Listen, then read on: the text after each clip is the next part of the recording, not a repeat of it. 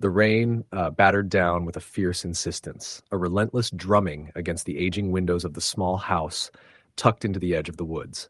It was a storm like no other, dark, heavy, and unyielding, cloaking the world outside in sheets of water and thunderclaps that rattled the walls. Inside, Emma sat curled on the threadbare couch, a flickering candle the only light in the room, its flame struggling to fend off the suffocating shadows. She had not planned to spend the night here, but the storm had stranded her. The old rental cottage was her temporary refuge, a place she found on short notice after leaving the city for a break. It was rustic, isolated, and had the kind of silence that pressed down on the soul. But Emma had welcomed the solitude, hoping to find a quiet moment away from the chaos of her life. But now, as the storm howled and the darkness deepened, that silence felt less like peace and more like a heavy shroud. Emma tried to read, but the words on the page blurred. Her eyes kept drifting toward the window, where the rain lashed against the glass like the frantic tapping of unseen fingers. The wind twisted through the nearby trees, bending their branches as if nature itself was crying out in pain. The power had flickered earlier and then died, leaving her with nothing but the candle and the storm's fury outside. She'd checked the fuse box in the dim hallway but found nothing wrong.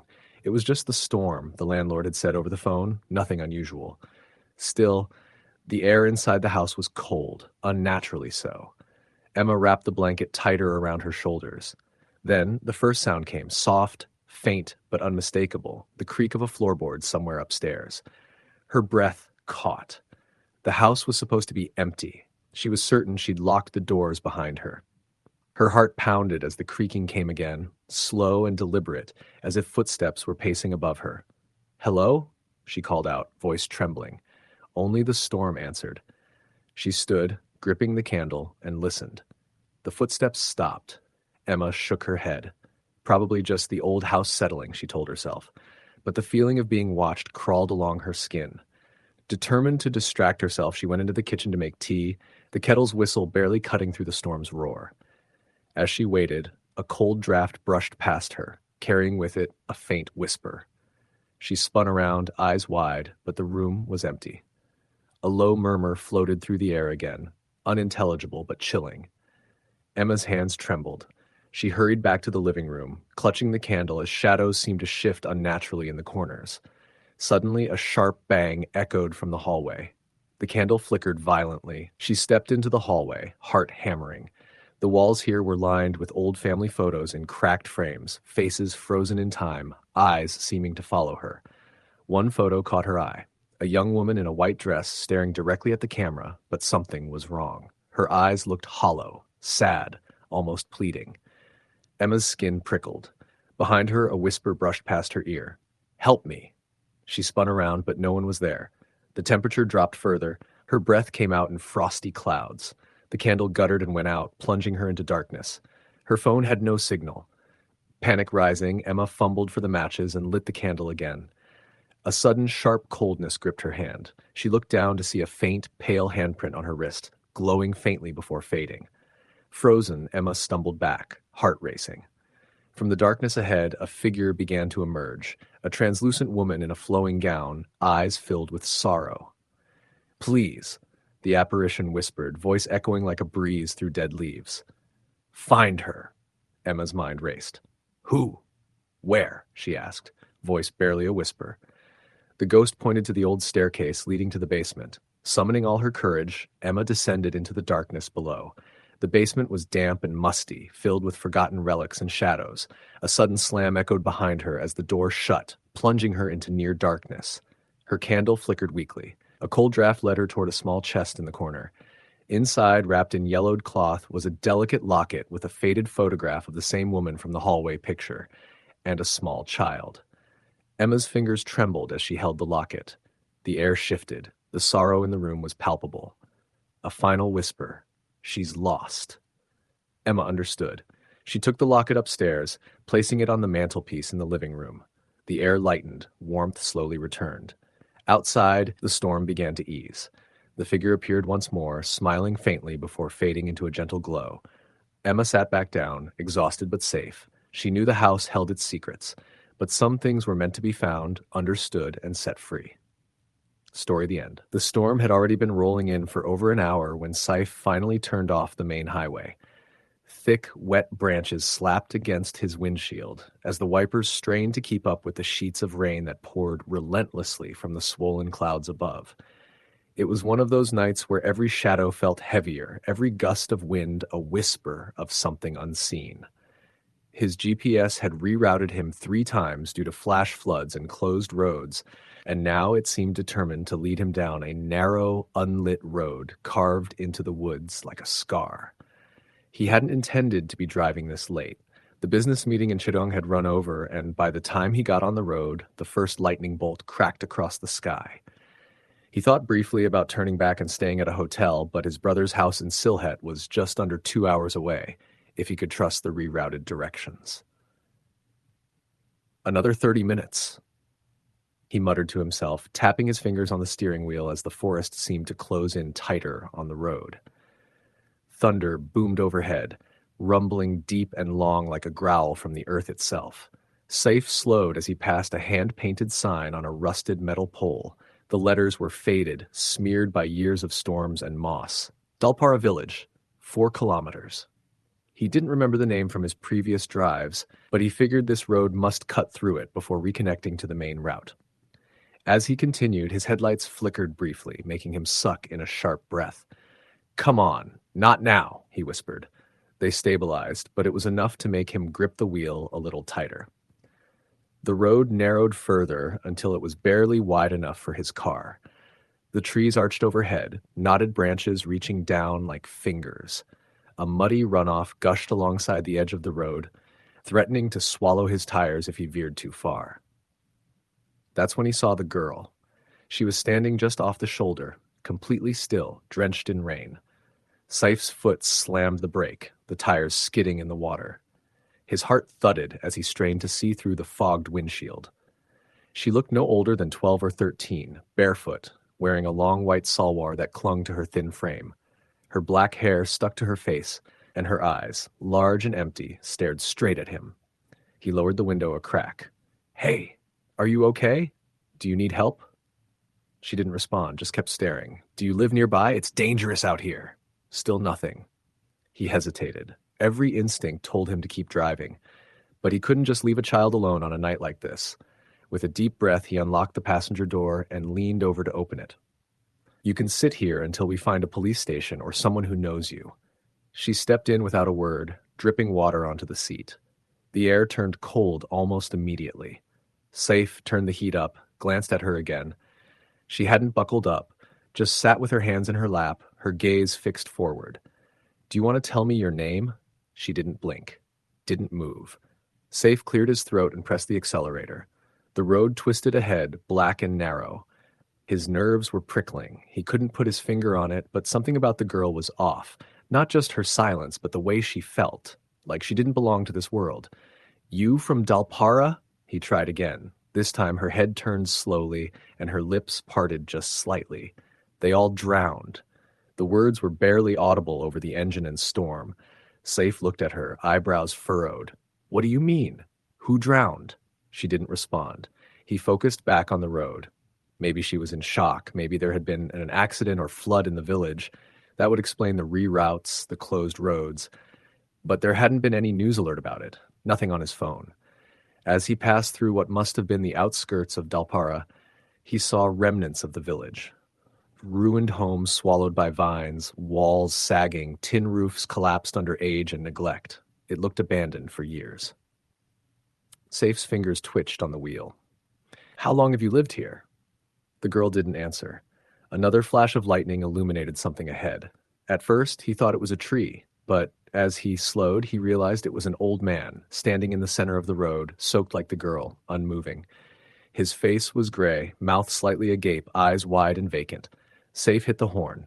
No reaction. He swerved around the man, tires spinning against the mud, heart hammering. What the hell is going on? He looked over to ask the girl again, but the seat was empty. The passenger door was shut. He nearly lost control of the car. There was no way she had opened the door without him hearing it.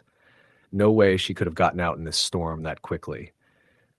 He slammed the brakes, got out, shouted her name, even though he didn't know it. "Hello!" "Where did you go?" The forest around him responded only with wind and rain. He got back in, locked the doors, and pressed the gas. He didn't stop again until the road rejoined the main highway, just before a washed-out bridge marked no entry. His GPS, now refreshed, advised him to return to the highlighted route. He drove the remaining distance in silence, eyes darting to the rearview mirror every few seconds. When he reached his brother's house, they were still awake, worry etched across their faces. "You're hours late. Didn't you get the news?" his brother asked, pulling him inside. "What news?" There was a flood near Dalpara. Some idiots tried to restore the village recently. Built up houses again on the old graves. The ground gave way. Everything collapsed into the river. They think at least 15 people drowned. Safe's stomach dropped. "What do you mean, old graves?" "It was cursed, that place. They say it was a mass burial site after the war. No one was supposed to live there." Safe sat down heavily, water pooling at his feet. He didn't speak. He barely slept. The next day, he drove back to the area. The road he had taken the night before no longer existed. Washed away, trees uprooted, no footprints, no signs of anyone. He checked the village name. Dalpara hadn't been on any map for decades. He never told anyone about the girl, not even his brother. But sometimes, on stormy nights, he still dreams of her sitting beside him, silent, soaked, and staring at nothing. And sometimes, just before he wakes, he hears her whisper again, "They all drowned." Story the end. The wind was howling through the narrow alleys behind the small rental house I had moved into only 3 weeks earlier. The place was cheap, and that's why I took it. It was tucked into the far end of a dead-end street, in a part of town no one really wanted to live in. Trees hunched over the property like they'd grown in fear, and the rain lashed at the windows with a force that made them shudder in their frames. That night, I sat on the creaky old couch the landlord had left behind, watching the power flicker every few minutes. My phone had no signal, no internet, and the storm showed no sign of stopping. I was already uneasy. Something about the house had been wrong since day one, but I convinced myself it was just old pipes, loose floorboards, and the sound of rats scurrying through the walls. But that night, during the worst storm of the season, things escalated. At around 9:45 p.m., I heard the first knock. It wasn't on the front door. It came from the back of the house, near the utility room. A single knock, loud, slow. Just one. I froze, the remote slipping from my hand and landing on the floor with a dull clatter. I waited for another knock, but it didn't come. For a few minutes, the only sound was the wind screaming outside and the rhythmic beating of rain against the roof. I told myself it must have been a branch or debris hitting the siding. I got up, walked to the back window, and peeked out into the dark. The backyard was mostly mud now, the little patch of grass submerged. There was no sign of anything or anyone. I locked the back door, even though I was pretty sure it already was, and returned to the living room. At 10:17 p.m., the knock came again, this time from the front door. Again, just one.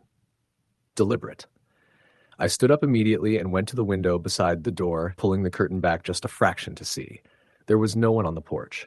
The old porch light flickered weakly in the rain, casting shadows that twisted with every gust of wind. I stood there for a while, heart racing, listening. Then something occurred to me. The knock, both times, had sounded the same. Same rhythm, same force. Like whoever it was had used exactly the same motion, too exact. I sat back down, not taking my eyes off the door for a long time. I didn't even notice the power had gone out until I realized the TV was black, and the only light in the room was coming from the occasional flash of lightning. I checked my phone, still no signal. At 11:02 p.m., the temperature in the house dropped sharply. I could see my breath. There was a buzzing in my ears, and then 3 loud knocks on the back door, this time in rapid succession. I jumped to my feet, not sure if I should run or stay still. Something in me said not to move. I stood in the center of the living room, the storm raging outside, darkness pressing against the house like a suffocating blanket. And then, without warning, I heard footsteps in the hallway. Not shuffling or creaking floorboards. Footsteps. Heavy, deliberate, like boots on the hardwood floor. There shouldn't have been anyone in the house. I lived alone. I reached for the flashlight I had kept on the coffee table. Clicked it on. The beam was weak, but enough to see. I aimed it down the hallway. Nothing. I took a step forward and the footsteps stopped. Another step and I heard a soft sound like breathing, but it was coming from inside the walls. Not through the vents, within the actual walls. Shallow, raspy breathing like someone hiding behind the drywall, right at my shoulder level. I backed into the living room, heart hammering so loudly I thought it might drown out the storm. I stood there with the flashlight beam darting around the room until it landed on something that hadn't been there before. A muddy footprint on the wooden floor just inches from where I had been standing. My mind was scrambling for explanations. I hadn't opened any door. No windows were cracked. The floor had been clean. I was certain of it. At 11:30, the knocks returned, this time from both the front and back doors at once. Boom, boom. Then silence. Boom, boom. Again. Perfectly synchronized. I stood paralyzed in the middle of the living room, arms rigid, flashlight shaking in my hand. I screamed, not because of the knocks, but because behind me the floor creaked. Slowly. Once. I turned. Nothing there. Another footprint appeared, as if someone had stepped forward, but there was no body to make the step. The print formed right in front of me. Water pooled into the shape of a boot, right on the floorboards. I ran into the bathroom and locked the door. I sat on the closed toilet lid, breathing hard, flashlight in my lap. The room was ice cold. The pipes groaned and gurgled, and then the light from my flashlight dimmed and died. Total blackness. And then, scratching. Not on the door, but above me, in the ceiling. Slow at first, then faster, frantic, like fingernails scraping across the plaster. Then it stopped. For nearly half an hour, I didn't move. I barely breathed. My phone was still useless. My limbs were freezing, my fingertips numb. Then I heard the bathroom door handle rattle, slowly, cautiously. It turned partway and stopped. My breath caught. Then something knocked on the door 3 times, softly. A voice whispered my name. I can't describe it fully. It wasn't exactly male or female. It was wrong, like several voices overlapping and speaking in unison. It whispered again, "Let me in." I didn't move. A moment later, the sound of footsteps retreated down the hall. A door creaked open, then shut. I didn't come out until daylight. When I finally emerged, every door in the house was wide open. The front door, the back door, even the small crawl space access panel in the hallway closet, which I had never opened. Muddy footprints crisscrossed the floor from room to room, but not just one set, multiple sets. Different sizes, small, medium, large. The worst part was the message written in the condensation on the living room window. "You heard us." I called the landlord immediately. He acted surprised but not shocked. After some pressing, he admitted a few things. The last tenant hadn't left voluntarily. He'd gone missing during a bad storm. 6 months found him. Just an empty house with the front and back doors wide open.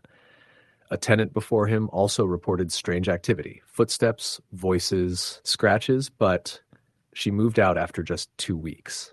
The landlord tried to laugh it off as old house quirks, but I could hear the unease in his voice. He told me he'd understand if I wanted to break the lease. I moved out that same day. I left most of my things behind. I didn't care. I found a new apartment in the city, surrounded by noise, lights, people.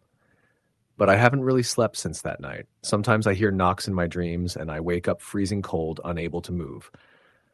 A few weeks ago, on a particularly stormy night, I heard a knock at my new door.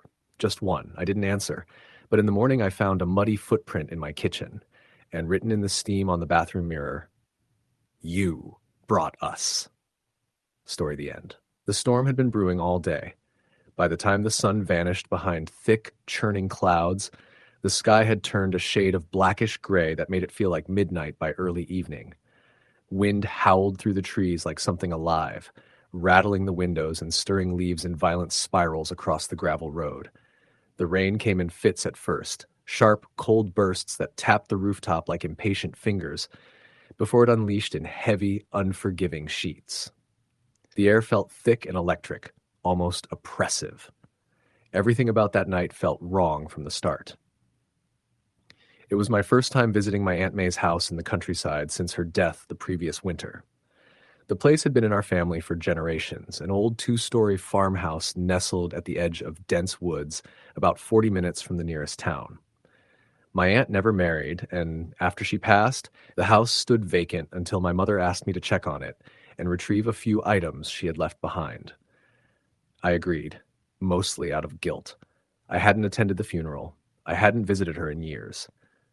I arrived around 5 p.m., just as the last bit of gray daylight filtered through the clouds. The house looked much as I remembered it from childhood. White paint peeling from the wood siding, the sagging front porch, the way the trees always seemed to loom too close to the structure. The overgrown lawn and the rusted gate just made everything feel worse. Inside, the air was cold and stale. The power was still on, barely. The hallway light flickered when I flipped the switch. The walls, once filled with the smell of lavender and May's endless baking, now smelled faintly of mildew and something I couldn't identify. I wandered through the house slowly, letting the unease settle in my bones as I moved from room to room. I picked up my mom's old box of keepsakes from the guest room and planned to stay just long enough for the worst of the storm to pass. That was the plan. But the storm didn't pass. It grew worse. By 7:30 p.m., the power went out completely. I was sitting in the living room, debating whether to leave in the rain or wait it out with a flashlight and a blanket, when I heard the first sound. Faint, distant, almost drowned out by the wind. It was coming from upstairs. A dragging sound, slow and deliberate, followed by a low thump. I froze. The house was supposed to be empty. I called out, "Hello?" No answer, just the wind and rain slamming against the windows. I stood slowly, flashlight in hand, and stared at the staircase. The air had changed. It was colder than before, and I could see the faintest trace of my breath. I told myself it was just the storm bringing in cold drafts from somewhere. Maybe a broken window upstairs. Maybe something had fallen. That's all it was. I moved carefully up the stairs, each step groaning beneath my weight. When I reached the landing, I scanned the hallway with the flashlight. The dragging noise had stopped. All the doors were shut. The hallway looked just like I remembered. Wood-paneled walls, an old rug running the length of the floor, and 4 bedroom doors. The last door on the left had always been May's. I checked the guest room first. Nothing. My old childhood bedroom. Empty. I moved to the door at the end of the hall, the storage room, and slowly opened it.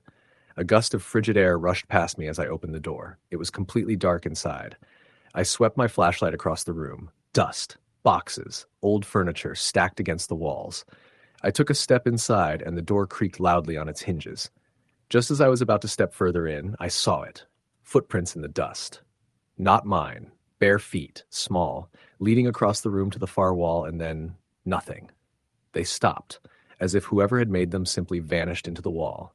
I backed out quickly, closed the door, and stood frozen in the hallway.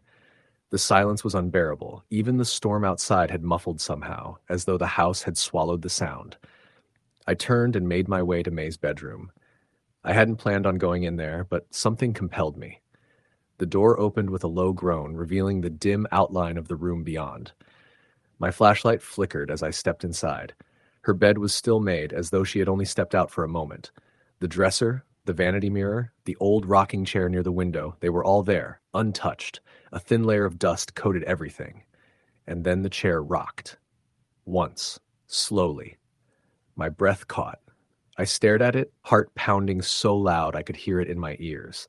I forced myself forward and reached out with the flashlight, illuminating the chair. Nothing. It had stopped moving.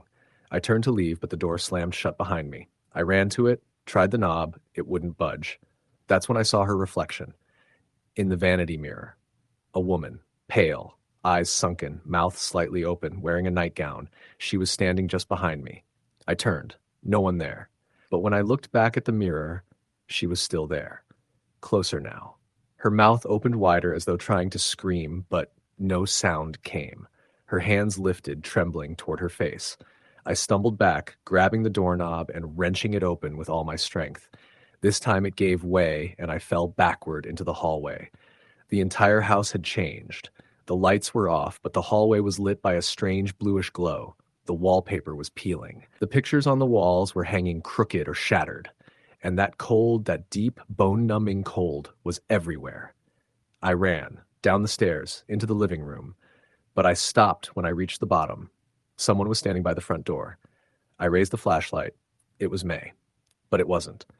Her face was bloated and gray. Her eyes were wide, her mouth contorted in what looked like pain. Her hands twitched at her sides. She looked at me like she didn't recognize me, like I was a stranger in her home. I stepped back. She opened her mouth and a wet, gurgling sound came out, and then she moved toward me. I dropped the flashlight and ran into the kitchen, slamming the door behind me and locking it. I pushed a chair against the handle, even though I wasn't sure it would help. Then the knocking started. Soft at first, then louder, then pounding. It wasn't coming from the door, it was coming from the basement. I had forgotten the house had a basement. The door was on the far side of the kitchen, beside the pantry. The pounding got louder, and then I heard scratching, long, dragging scratches against the wood. I backed away slowly, inching toward the hallway. Then the kitchen lights flickered on, and standing in the middle of the room, suddenly, impossibly, was a little girl. Hair matted, wearing a nightdress. She looked up at me, eyes black as pitch. She whispered, "Don't go down there," and vanished. I didn't need more convincing. I ran out of the kitchen, back into the living room, past the figure still standing by the door, which didn't even turn to follow me this time, and up the stairs. I slammed the guest room door behind me and pushed the dresser in front of it. I didn't sleep that night.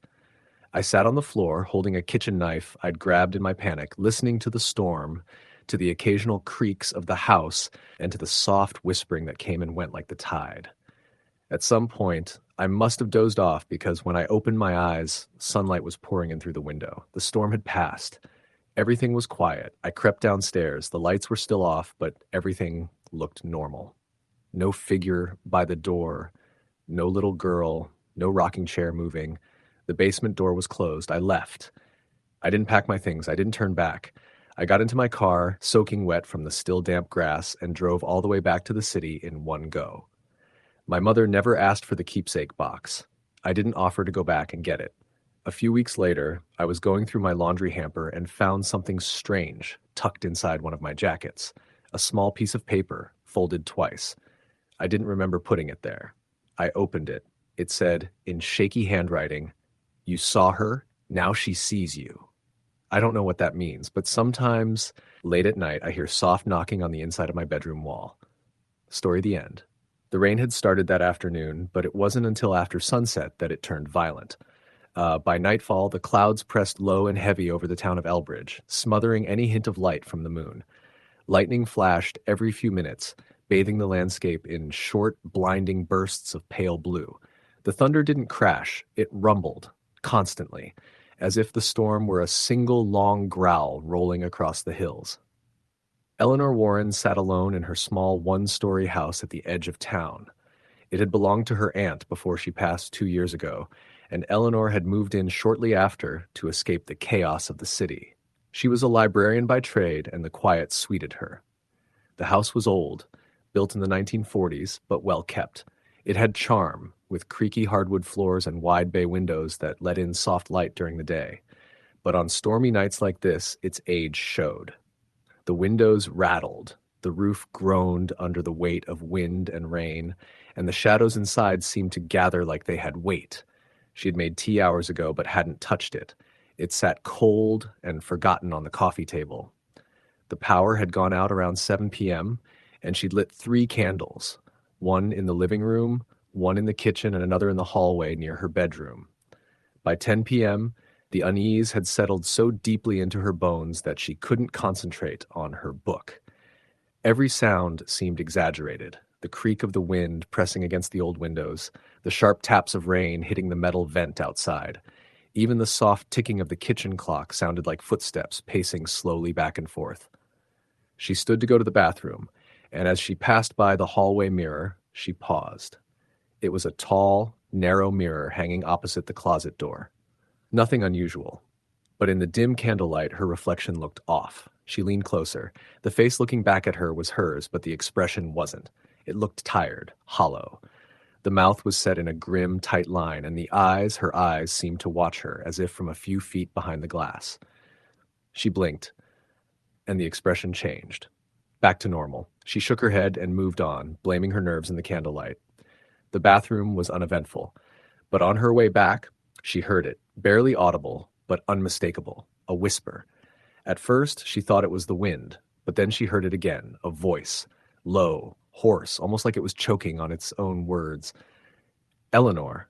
She froze. Her back was to the hallway, and the sound had come from behind her. Slowly she turned. Nothing.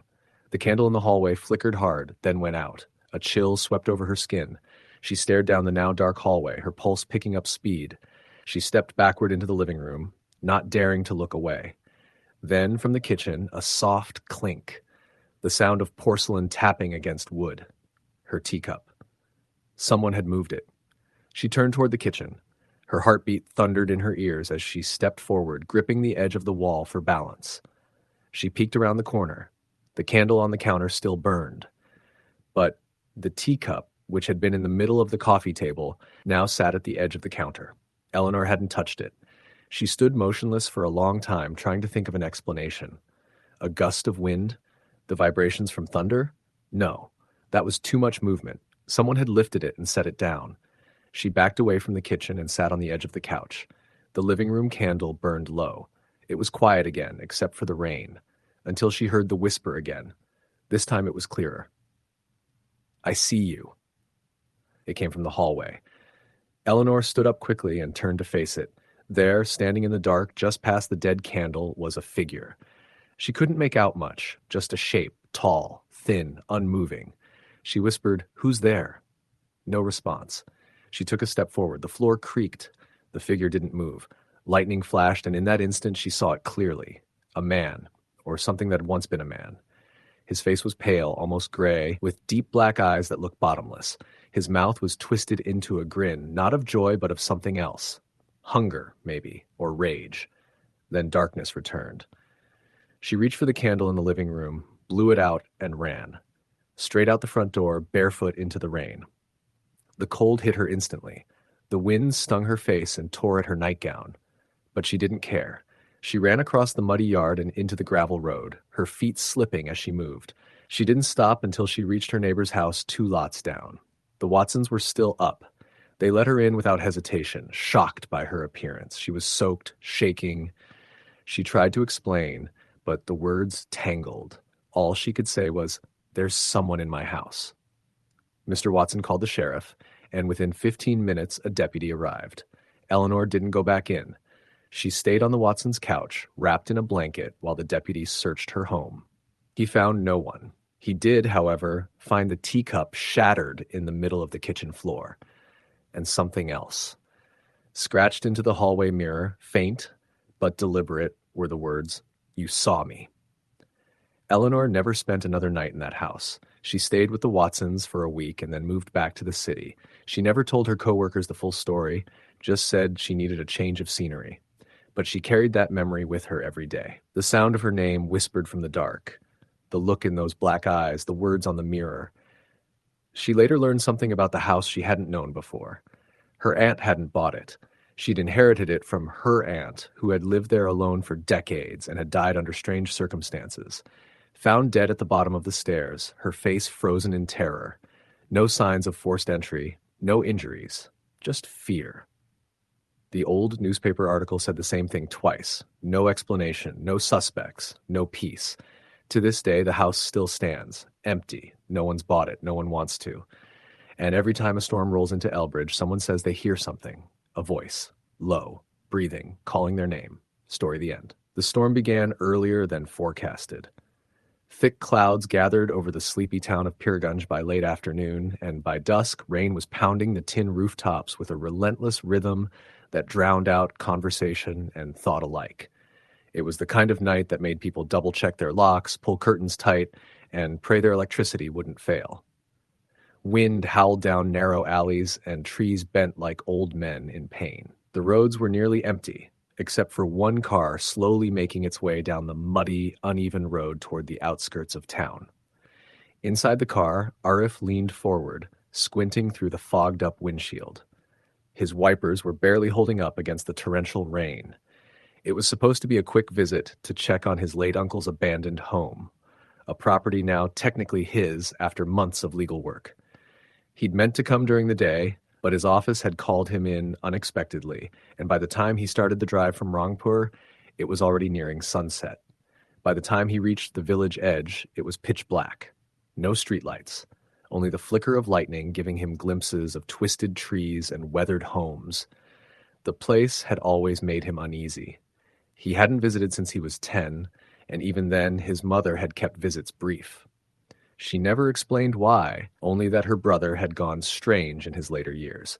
Now, after his uncle's death, from what was reported as heart failure, Arif had inherited the old home. Locals called it cursed. That alone was reason enough for him to plan a resale. Come, take photos, do the paperwork, and leave. But as he turned into the gravel road leading to the house, his stomach turned. The house stood alone at the edge of the forest, its silhouette barely visible. Arif parked the car and sat for a moment, listening to the rain hammer the roof. Thunder cracked directly above, and the whole area lit up with white light. For the briefest second, he saw the house in detail, the sagging roof, the broken gate, and what he swore was a figure at one of the windows. He shook his head and laughed nervously. No way, just a trick of the light. He grabbed his bag and flashlight, pulled his coat tighter, and ran to the porch. The front door groaned when he pushed it open, the hinges protesting after years of disuse. The air inside was thick, stale, and colder than outside. With each breath, his chest felt heavier. He flicked on the flashlight and swept it across the room. Furniture sat beneath white sheets covered in dust. Cobwebs hung like old lace. The smell of damp wood and something else, something metallic, lingered in the air. He walked to the breaker panel near the back of the house, but as expected, the power was out. He sighed and lit a small camping lantern he brought. Its soft glow barely pushed back the shadows. After checking the main rooms, he decided to spend the night rather than risk driving back in the storm. He texted his friend Fahim, letting him know where he was. No signal. The message didn't send. There was one bedroom that looked stable enough. He cleared off an old chair, took out his thermos, and tried to relax. But there was something about the house. It hummed. A low vibration he couldn't hear but could feel in his bones. The silence wasn't natural. It was loaded, heavy. Around midnight, the lantern flickered. He'd brought backup batteries, but even after replacing them, the light continued to dim. That's when he heard it. Footsteps upstairs. The house had only one floor. He froze, holding his breath. Another set of footsteps, this time slower, closer. From the hallway. He stood, grabbing the flashlight again. Hello? No answer. The footsteps stopped. He opened the door slowly, shining the light into the hallway. Nothing. Only the sound of rain against the roof. He turned back to the room, and his breath caught in his throat. The chair he had been sitting on was now facing the opposite direction. He stared at it for a long moment, trying to recall if he had moved it. He couldn't have. He'd been sitting the whole time. The lantern flickered again and went out completely. He lit his phone's flashlight and moved to the kitchen, his heart pounding. Then the whispers started. They were faint at first, barely audible over the rain, but they were inside the house. Dozens of them, whispering in a language he didn't recognize. The air grew frigid. His breath came out in visible puffs. He turned to leave, but the front door wouldn't budge. He twisted the handle, slammed his shoulder against it, but it felt like it was locked from the outside. Then something touched his back. He spun around, light flailing across the wall. Nothing, but the whispering grew louder, more insistent. It was like he was surrounded. He ran to the bedroom, slammed the door, and pushed the chair against it. He crouched in the corner, breathing hard, phone light trembling in his grip. Then the scratching began. At first it came from inside the walls, then from under the floorboards. Then from the ceiling. He covered his ears. Suddenly a single loud knock echoed from the other side of the bedroom door. He stared at it, unmoving. Then another knock, and another, rhythmic, measured. He stood slowly, the phone light casting a weak beam toward the door. "Who's there?" he whispered, voice cracking. The knocking stopped, a silence deeper than anything filled the room. Then a voice. Female, soft, right behind him. "Arif?" He turned, nearly dropping the phone. No one there. But the mirror above the dresser, clouded by dust, held something his eyes couldn't accept. A figure. Barely visible. A woman in white. Her hair hung wet around her face, and her eyes, black and hollow, bored into his. He turned to the dresser. No one. He looked back at the mirror. Empty. That was it, he had out. He shoved the chair aside, yanked open the bedroom door, and found the hallway flooded. Not just water from the storm. This was different. Darker. Thicker. It smelled like rot and metal. And standing in the water about 10 feet away was a child. No more than 8 or 9. Dressed in old, torn clothes, pale skin, blank eyes. She raised her hand and pointed at him. Then others emerged. From side rooms, the walls, the darkness itself. Men, women, children, all soaked, all silent, all staring. He backed into the room, slammed the door, and shoved the dresser in front of it. The house groaned, like it was alive. Voices swirled around him again, this time louder. He curled into a corner, shutting his eyes. "I'm sorry," he whispered. "I don't want this house. I'll leave. I swear." The whispering stopped. He opened his eyes. Standing in front of him, inches away, was his uncle, or rather, something that wore his uncle's face. Its eyes bled black. Its skin was peeling. Its mouth opened far too wide, revealing rows of teeth. Arif screamed. When he woke, it was morning. Sunlight streamed through broken shutters. The house was empty. No sign of flooding. No figures. No cold. He stumbled out into the daylight, breathing like a man who'd just escaped drowning. His car was still outside, mud-covered, but intact. He drove back to town in silence, not stopping, not speaking. When he arrived, he looked like he'd aged years overnight. He sold the house within the week. Never returned. Never spoke about what happened.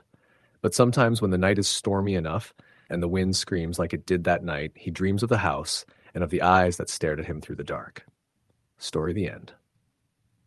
The rain hammered relentlessly against the thin window panes of the old farmhouse, the wind whipping the branches of the towering oaks until they scraped harshly against the roof.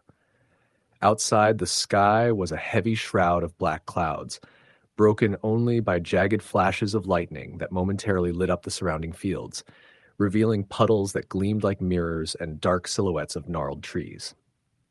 Inside, I sat huddled near the fireplace, the only source of warmth and light in the vast, creaking house. It was a place I had inherited from my late uncle, a man I barely knew, and I had decided to spend a few nights here alone to sort through his belongings and prepare the house for sale. The isolation was absolute, the silence thick, broken only by the storm's angry chorus. I tried to keep my mind busy, flipping through yellowed photographs and old letters, but an uneasy feeling crept over me as the storm raged on. There was something about this house, something I couldn't quite put my finger on. The air felt dense, almost suffocating. I brushed it off as nerves, the product of being alone in such an unfamiliar place. Around 10 o'clock, the power flickered and died, plunging the house into darkness, save for the dancing flames in the hearth. I lit a candle and moved cautiously through the rooms, checking doors and windows. Everything was locked tight. The wind howled outside, and I could hear the rain hitting the tin roof with a rhythm that was almost hypnotic. Then came the sound, a soft tapping coming from somewhere upstairs. I froze. It wasn't the storm, not exactly. It was deliberate, too measured to be the wind. My heart hammered in my chest as I listened intently. Tap, tap, tap. 3 slow knocks, spaced evenly, then silence. The upstairs hallway was dark, shrouded in shadows, the wooden floorboards worn and creaky. I debated whether to investigate, but curiosity won over fear. Taking the candle with me, I climbed the narrow staircase, each step groaning under my weight. At the top, the tapping started again, this time from the far end of the hallway. I recognized the door immediately. It was the old guest room, the one no one had used for years. My uncle's belongings had been stored there. The door was slightly ajar. I reached out, my fingers trembling, and pushed the door open. The room was cold, colder than the rest of the house, and the candle flame flickered violently in the draft. I stepped inside, the wooden floorboards slick with moisture from the leaking roof. The room was cluttered with boxes, old furniture draped in sheets, and the faint smell of mildew. The tapping stopped. Silence swallowed the room. I told myself it was just a branch tapping the window, but then I saw it. A small handprint smeared in dirt on the glass. It was fresh. My breath caught in my throat. The handprint wasn't from outside. It was inside the room, on the inside of the window pane. I blinked, and the handprint was gone. My heart raced as I turned to leave, but the door slammed shut behind me with a deafening bang. The candle went out, plunging me into darkness. I scrambled for the matches in my pocket, hands shaking uncontrollably. When I lit the candle again, the room was empty. No handprints, no sign of anything amiss. I backed out, fumbled with the doorknob, and it finally gave way. I bolted down the stairs and slammed the door shut behind me. The storm raged on, thunder shaking the house, but the fear inside was worse. That night, sleep was impossible. Every creak, every whisper of wind felt like a presence watching me. Around 2 a.m., the temperature dropped sharply. I wrapped myself tighter in the blanket, but the chill seeped into my bones. Suddenly, the candle flickered violently and then extinguished. In the pitch darkness, I heard it, a soft, childlike giggle, distant but unmistakable. I sat frozen, listening as the giggle grew closer, echoing through the hallway outside my room. Then a faint tapping at my bedroom window. Tap, tap, tap. I didn't dare look. I pulled the covers over my head and prayed for morning. When dawn finally broke, the storm had passed, leaving a misty silence. I gathered my courage and stepped outside, surveying the yard. The ground was muddy, scattered with broken branches. I noticed footprints, small, bare, and muddy, leading from the edge of the woods toward the house. But there was no sign of anyone else. Inside, the house felt heavier, darker. I found an old diary in the guest room, tucked beneath a floorboard. It belonged to my uncle's niece, my cousin, who had disappeared in this house nearly 50 years ago during a violent storm just like this one. Her last entry was chilling. "The night is alive. They come for me. I hear the knocking, and I cannot hide." From that day on, the knocking never stopped. Every stormy night, it would start. The footsteps, the giggling, the chilling presence. I never stayed in the house after dark again. Sometimes late at night, I still hear the tapping on my own window and the faint sound of a child's laughter riding the wind. Story the end. The rain had been falling steadily for hours, a relentless drum against the windows of the old farmhouse nestled deep in the woods. Lightning tore the sky apart, casting brief, violent shadows that danced across the peeling wallpaper and the cracked wooden floors. Outside, the wind howled like a living thing, bending trees to its will and rattling the shutters. Ethan had never intended to spend the night here. The farmhouse belonged to his late uncle, a man he barely knew except through a handful of old letters and faded photographs.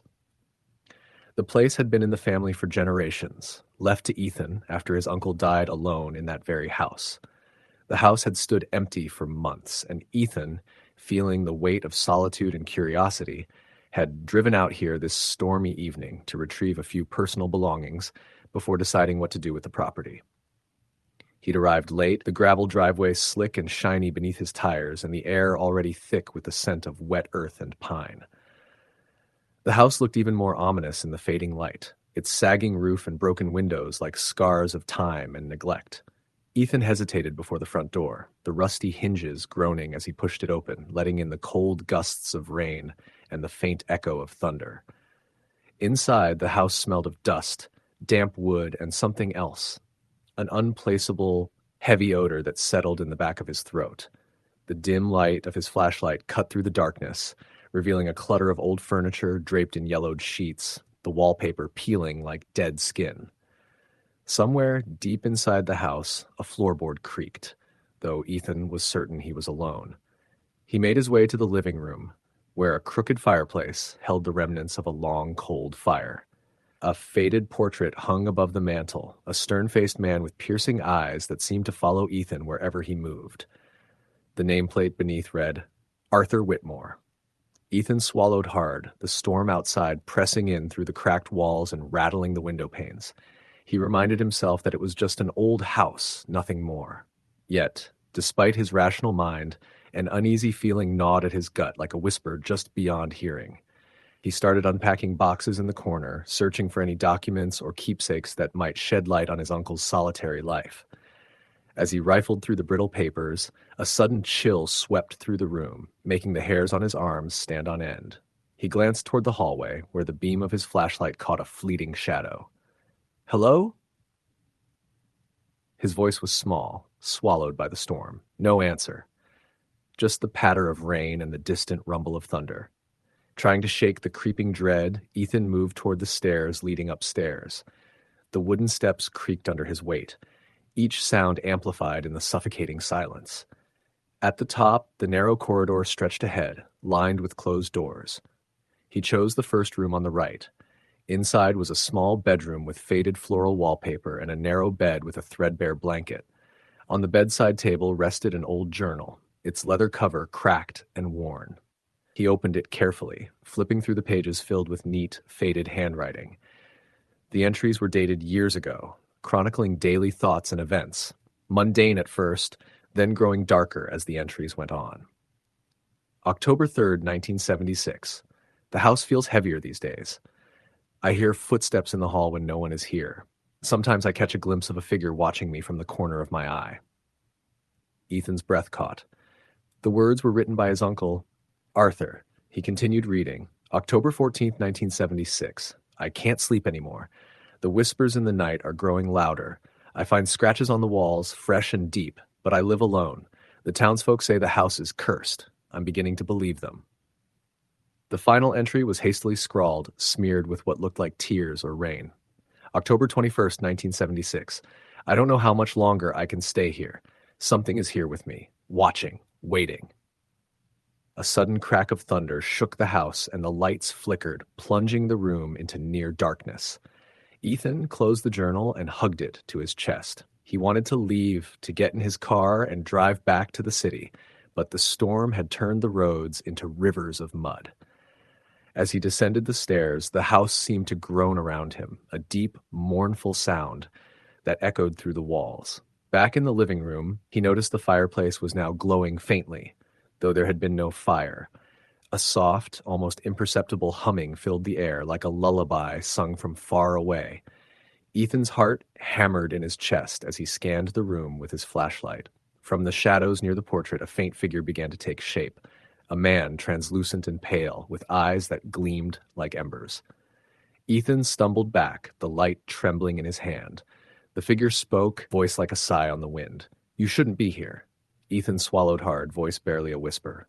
Who are you? I am what remains, bound to this place by things I cannot forget. The apparition's gaze drifted toward the hallway. They came for me, but I never left. The storm outside intensified, rain lashing at the windows as the figure faded into the shadows.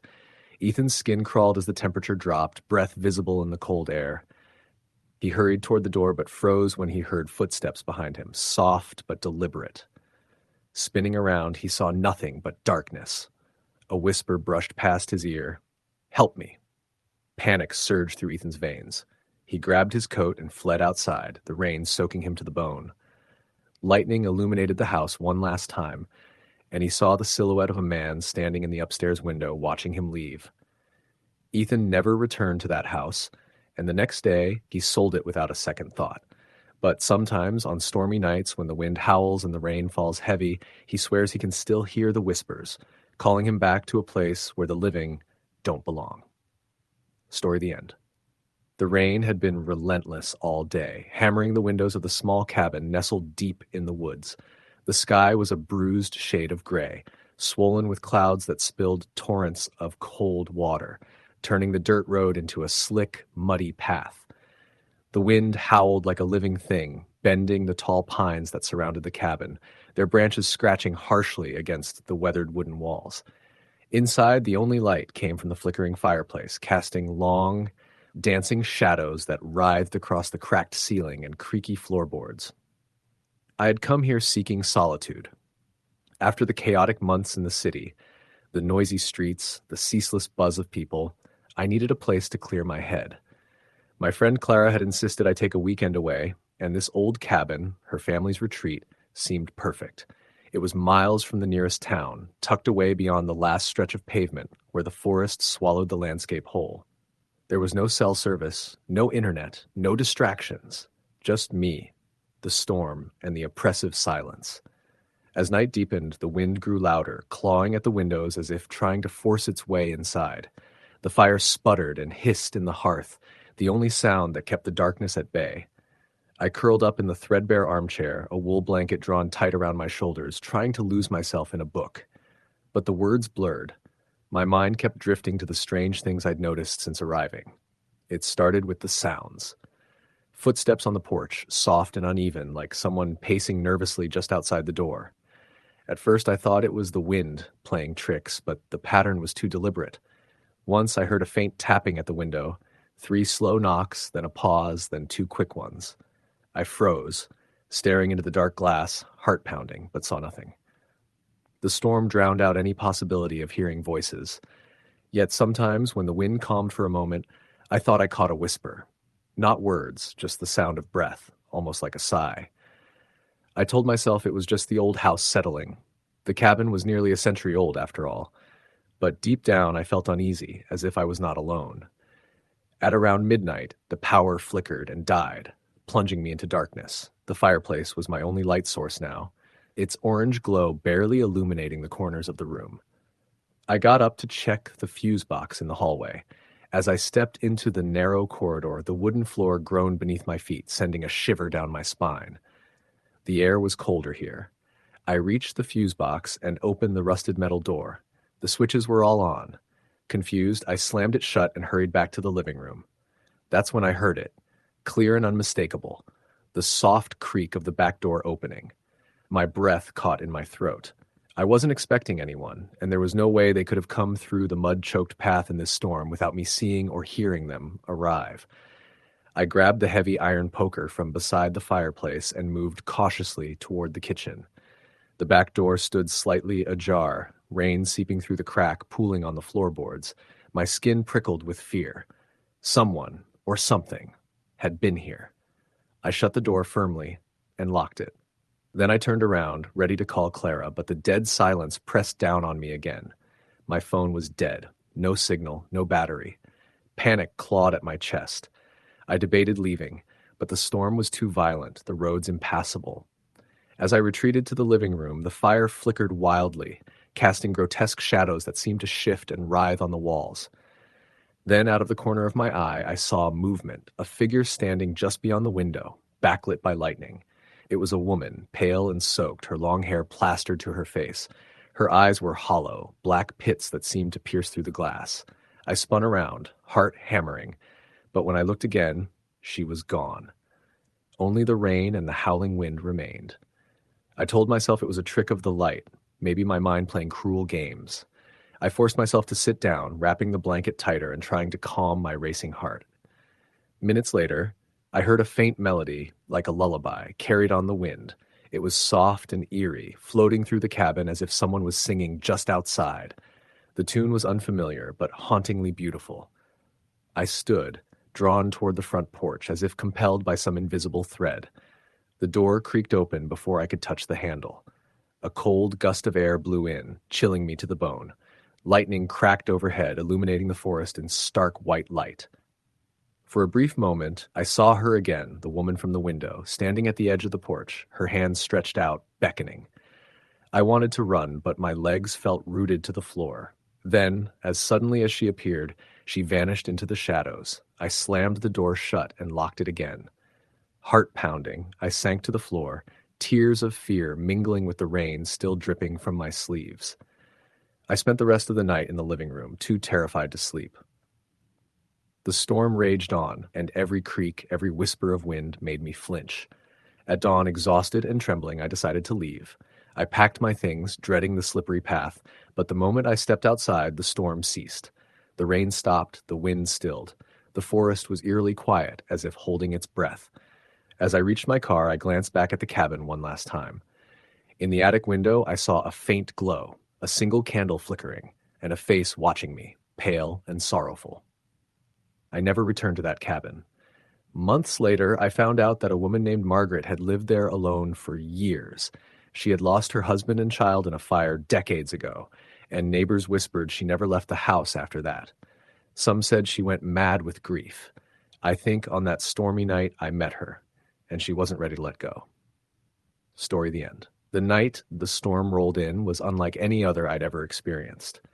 It was early October, the kind of night where the chill seeps deep into your bones and the wind sounds like a chorus of voices whispering secrets in the dark. I had just moved into a small rental cabin deep in the woods of northern Vermont. The place was an old hunting lodge, rustic but cozy enough, and I thought it would be the perfect spot to write my novel in peace. I arrived just before sunset. The sky was already turning heavy with thick gray clouds, and the air was dense with that unmistakable scent of rain. Inside, the cabin was dim and musty, filled with old wooden furniture and a stone fireplace that looked like it hadn't been used in years. I unpacked some essentials and lit a fire to chase away the encroaching cold. Outside, the first drops of rain began to fall, lightly at first, then harder, until the whole forest was drowned in the steady roar of a downpour.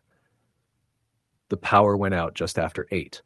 I wasn't surprised. The weather had been fierce all day, and I had brought along candles and a lantern just in case.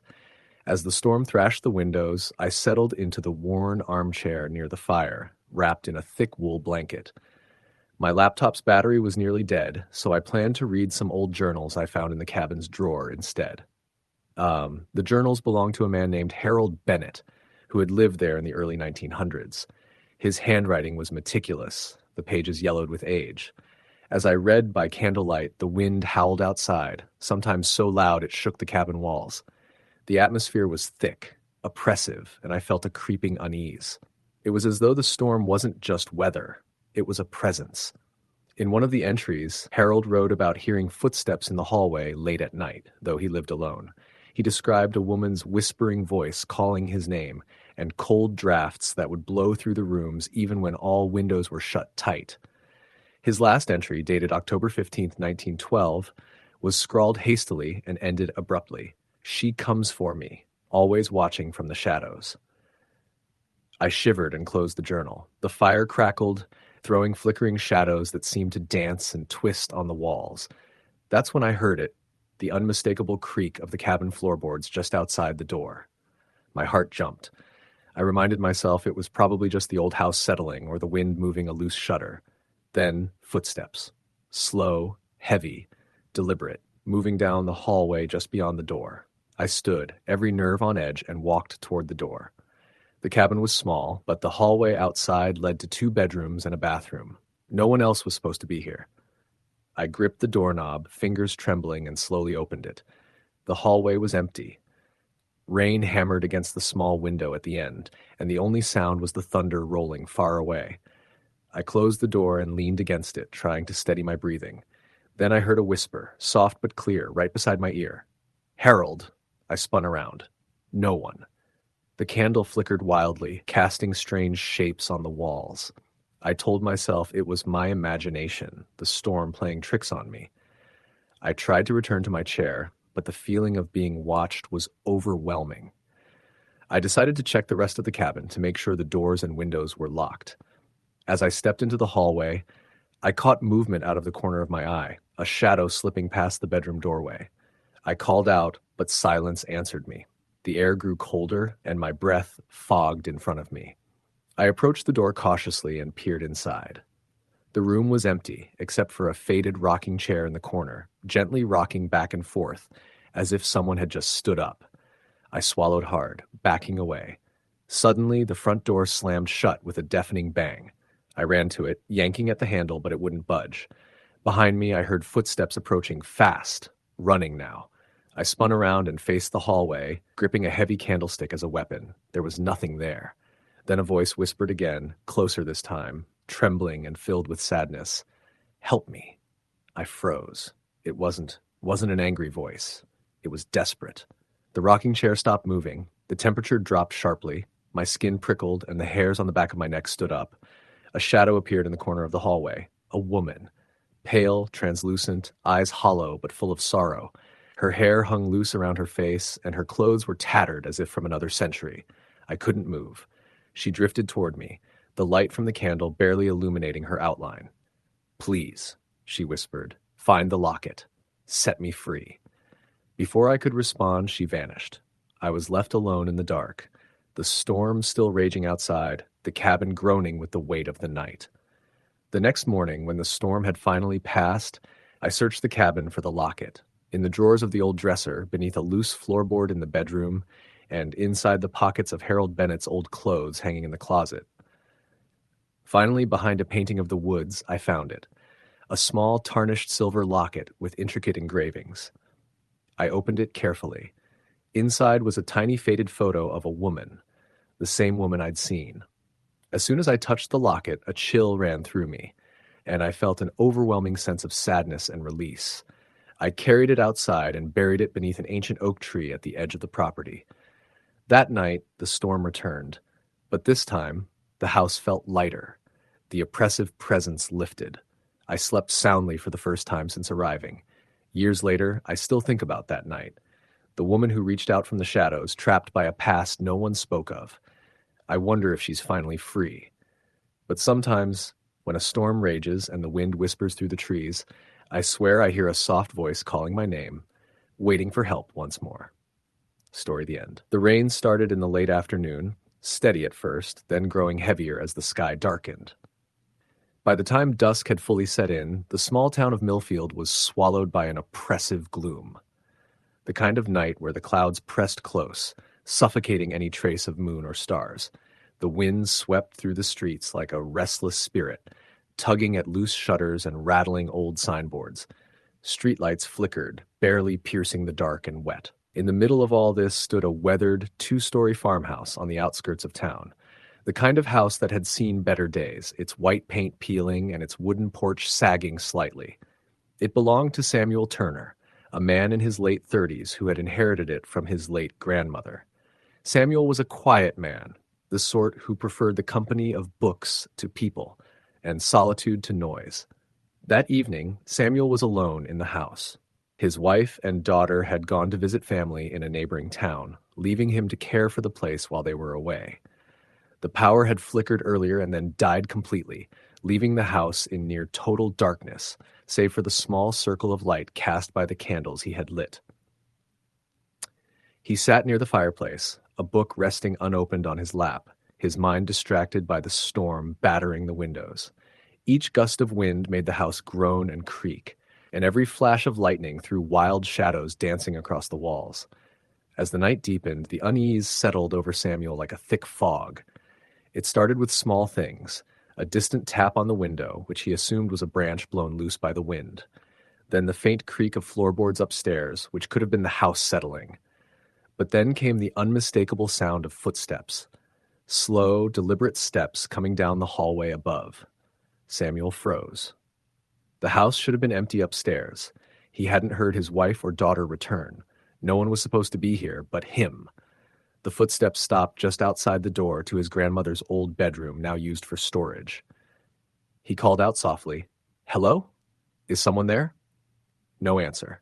Gathering his courage, he stood and made his way to the stairs. The wooden steps creaked under his weight as he ascended. Halfway up, the footsteps resumed, moving down the hall away from him. Samuel reached the hallway and shone his candle toward the open bedroom doors. The old room was dark, the shadows pooling in the corners. Then he saw it, a flicker of movement near the far window. A figure standing just inside the glass, motionless. The candlelight didn't reach far enough to reveal its face, but Samuel's heart thudded painfully. He took a step forward. The figure vanished. A cold chill swept over the hallway. Samuel wrapped his arms around himself, breath visible in the chill air. He thought he heard a soft whisper, like a breath of wind carrying words he couldn't quite catch. Suddenly, the door to the bedroom slammed shut behind him. The sound echoed through the house like a gunshot. Samuel jumped, spinning around. The candle flickered wildly, threatening to go out.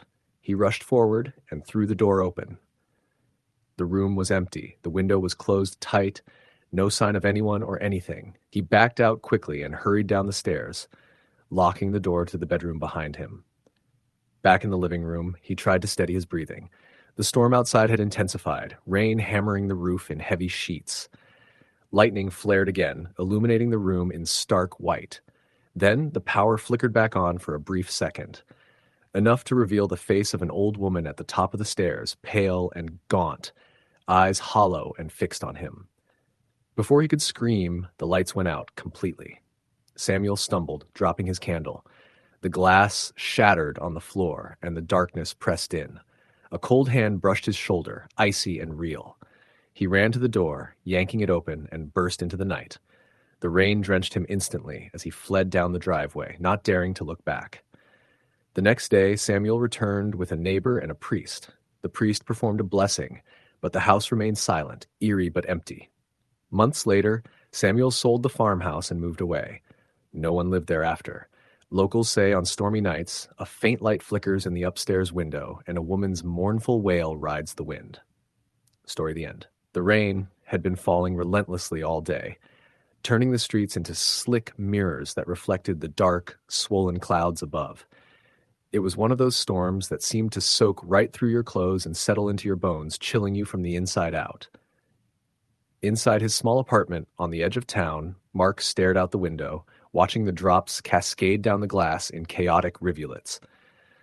The power flickered and then went out, plunging the room into a dim half-darkness, punctuated only by the occasional flash of lightning. Mark's heart was still pounding from the day's events. He just finished moving into this new place, one he'd rented on a whim after a quick, almost desperate search. The apartment was cheap, barely above a basement flat, but it was all he could afford on his meager salary. The landlord was odd, an old man with a cracked smile, who seemed in a hurry to get the keys into Mark's hand without much explanation. Mark didn't ask questions. He just wanted a roof over his head. Tonight was his first night alone here. The rain hammered down outside like a chorus of nails being driven into wood, and the wind moaned through the thin walls, rattling the loose window panes. As the darkness deepened, Mark lit a candle, its flickering flame throwing long shadows that seemed to creep along the walls. At first, everything was quiet except for the storm. But then, just as he was about to settle into the couch with a book, a faint noise reached his ears, soft, like footsteps on the floor above. It was odd, because Mark's apartment was on the top floor of the building. He stood up, the candlelight shaking in his hand, and listened. The footsteps stopped. He shook his head and told himself it was just the old building settling or the storm playing tricks on his imagination. But the feeling of being watched crept over him, prickling the skin on the back of his neck. Mark went to the window and peered out into the rain-soaked street. Everything was empty. No cars, no people rushing for shelter, just the thunder rolling over the city like an angry beast. Returning to the living room, he noticed the old wooden floorboards creaking under a weight that shouldn't be there. He called out, voice shaky, "Hello, is someone there?" No reply. Trying to calm his nerves, Mark sat back down, but then the power blinked on and off rapidly, and with each flicker, the shadows on the walls seemed to shift and deepen. His candle guttered and went out. The room plunged into darkness, save for the ghostly strobe of the lightning outside. A sudden coldness swept over him, the air around thick and damp. The hairs on his arms stood on end as he caught a glimpse, just out of the corner of his eye, of something pale and translucent near the hallway. He blinked hard. It was gone. His breath came quick. "This is stupid," he muttered to himself, though he knew the fear wasn't from nothing. Then the unmistakable sound of whispering filled the room, soft, indistinct voices weaving in and out like the wind itself. Mark stood, gripping the edge of the sofa, trying to locate the source. The whispers grew louder, more urgent, forming words he couldn't quite understand. Suddenly, the temperature dropped dramatically, frost forming on the edges of the window. Mark's breath came out in short clouds, and the whispers became clearer, chilling him to the core. "Leave. Don't stay." The voice was female, soft but desperate. He forced himself to move toward the hallway, heart pounding, light from his phone barely penetrating the thick shadows. At the end of the hall, a bedroom door stood slightly ajar, something he hadn't noticed before. Mark hesitated, then pushed it open. Inside was a child's room, abandoned and frozen in time. A cracked wooden crib stood against one wall, faded toys scattered on the floor, and a small dresser with peeling paint. The walls were stained with water damage, and the air was heavy with sadness. Mark stepped inside, the whispers circling him now like a storm. On the dresser lay an old photograph, an image of a woman holding a baby, both faces blurred as if smeared with sorrow. The whispers intensified, and a soft sobbing filled the room, echoing off the walls. Mark felt tears sting his own eyes as the figure of a woman appeared beside the crib. Her form was translucent but unmistakably real, dressed in a tattered white gown, eyes wide and haunted. She looked at Mark with a pleading expression. "Please, help my baby." Mark swallowed hard. "What happened here?" he asked, voice barely above a whisper. The woman's form flickered. She pointed to the crib, then to the window. Suddenly, the storm outside roared louder and lightning illuminated the room. Mark's phone screen cracked with static and died, leaving him in complete darkness except for the sporadic flashes of light outside. The woman's sobbing turned to a wail, a heart-wrenching sound of loss and pain. The air grew colder still, and the room felt like it was closing in on him. Suddenly, a small, ghostly hand reached out from the crib toward Mark. He felt an icy touch brush his own, and he stumbled back, gasping. The apparition whispered again, "Find the locket, save him." Mark's mind raced. "Where?" he asked frantically. The woman pointed toward the closet. Hands shaking, he opened the door to find an old rusted box beneath moth-eaten coats. Inside lay a tarnished silver locket. As he held it, a sharp pain stabbed his chest, a memory, or maybe a warning. The storm outside intensified, wind howling like a banshee. The room seemed to shudder. Mark opened the locket carefully, revealing a faded picture of a small boy with dark eyes. Suddenly, the atmosphere shifted. The woman's form softened, a grateful smile touching her lips. "Thank you," she whispered, before fading into a gentle glow that slowly dissolved into the air. The sobbing stopped. The chill lifted. Mark collapsed to the floor, exhausted but alive. The storm outside began to ease, rain tapering off to a gentle drizzle. In the days that followed, Mark learned the tragic history of the apartment's previous occupant, a young mother who had lost her child to illness decades ago and was said to haunt the building, searching for peace. Mark never forgot that night, the storm, the whispers, the cold touch of a ghost begging for help. And though the apartment remained old and creaky, the presence that had once haunted it was gone, finally at rest. Story, the end. The rain was relentless, drumming hard against the cracked window panes of the old farmhouse. Thunder rumbled low in the distance, growing louder with each passing minute. And the wind twisted and bent the ancient trees outside like they were made of paper. It was one of those stormy, gloomy nights where the shadows in every corner seemed to lengthen and creep, and the house itself felt like it was holding its breath. I had only arrived a few hours earlier, the last visitor to the weather-beaten property before the storm settled in fully. The farmhouse belonged to my late great-uncle, who had passed away earlier that year, leaving the place abandoned after decades of solitude. The family asked me to check on the house while the lawyers sorted out the will, and I was more than willing to help. It seemed like a quiet weekend away from the chaos of the city, a chance to breathe. As I pulled my coat tighter around me and stepped inside, the cold seeped into my bones immediately. The house smelled of damp wood and old memories. The floorboards creaked beneath my boots, and the walls seemed to close in with their peeling wallpaper and faded portraits. The electricity was unreliable at best, and a thin candle flickered weakly on the kitchen table, fighting to keep the darkness at bay. I unpacked my bag with shaking hands, partly from the chill and partly from the eerie silence that swallowed the house whole.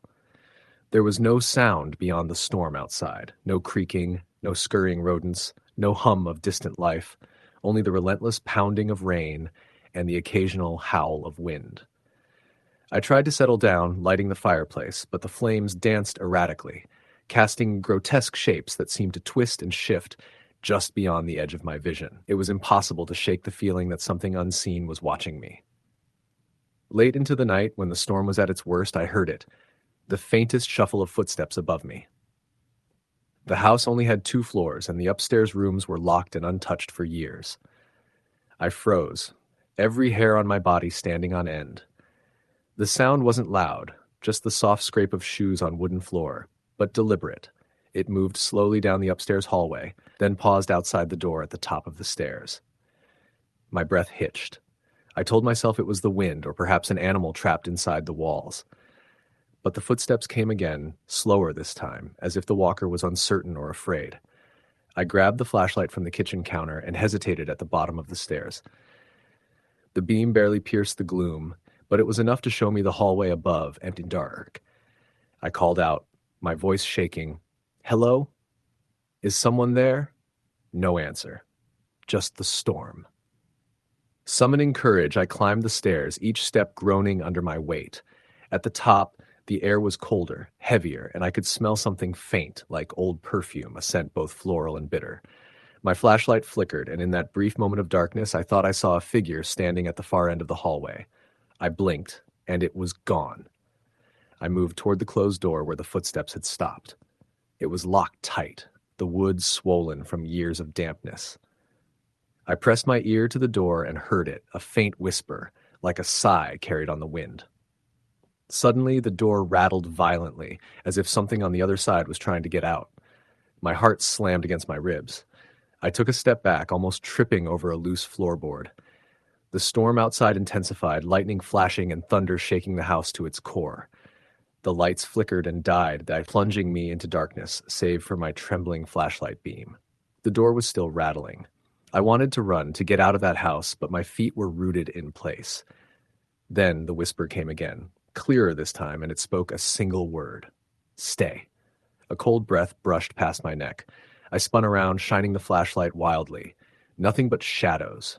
I stumbled down the stairs, desperate for the front door. The wind howled through broken window panes, carrying with it the soft sound of crying. A woman's sobs, wrenching and full of sorrow. I flung open the door and stepped into the storm, the rain soaking me instantly. The crying stopped. For hours I drove, the storm fading behind me, my hands gripping the steering wheel as if my life depended on it. When I finally stopped at a roadside diner, trembling and soaked through, I told the waitress about the house, about the footsteps and the whispers. She listened quietly, then said, "That house belonged to the Mallory family. Years ago, a tragedy happened there. The youngest daughter, Emily, vanished one stormy night. No one ever found her. They say her spirit still wanders those halls, trapped between worlds, waiting for someone to stay with her." I never went back.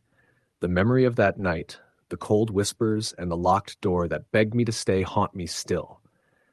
Sometimes on stormy nights like that, I swear I hear her voice carried on the wind, whispering, "Stay." Story the end. The wind was howling with a furious intensity, thrashing the skeletal branches of the towering oaks outside. Rain pelted the small town of Millersfield with a relentless, cold assault, the kind of storm that burrows deep into your skin and chills your very soul. Thunder rolled overhead, occasionally shaking the fragile window panes in my rented room.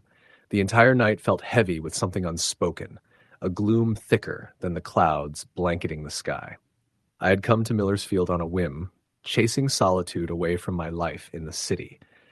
A week in a quiet town, they said, would clear my head. The house I was renting sat at the edge of town, a narrow, two-story Victorian with creaky floors and a draft that whispered through the cracks. The landlord was an old man who seemed relieved to have someone take it, muttering something about the house being a little tired but full of character. I didn't ask for more details. I just wanted the quiet. As night settled, the power flickered twice before dying altogether, plunging the house into darkness.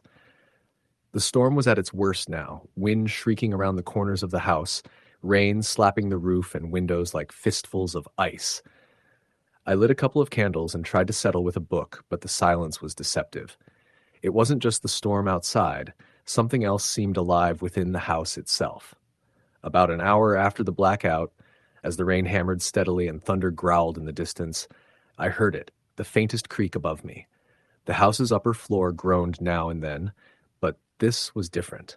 It was a deliberate sound, like footsteps, slow, cautious, pacing just outside my bedroom door. My heart jumped. I told myself it must be the landlord or some late neighbor checking on the house, but who would come now during a storm and how would they get in? I hadn't heard a knock or a door open. The footsteps stopped. I froze. My breath caught in my chest.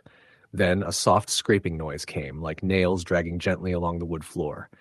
It passed slowly, moving away from my door toward the end of the hall. I wanted to call out, but my voice wouldn't come. My hands shook as I grabbed my phone for light, but there was no signal, no service. The storm had wiped the cell towers clean. Desperate for any source of safety, I reached for the small baseball bat I'd found in the corner closet earlier that day, left behind by the previous tenant, I assumed. Clutching it tightly, I slowly pushed open my bedroom door. The hallway stretched out before me, dimly lit by the candle I'd left burning on the nightstand. At the far end, the door to the guest room was cracked open, and from the pitch-black room, I thought I saw a flicker of movement. I stepped toward it. As I approached, a cold wind blew through the hall, snuffing out the candle flame. I was plunged into total darkness. My skin prickled, and a heavy silence swallowed the storm's rage. I strained my ears, the soft sound of breathing.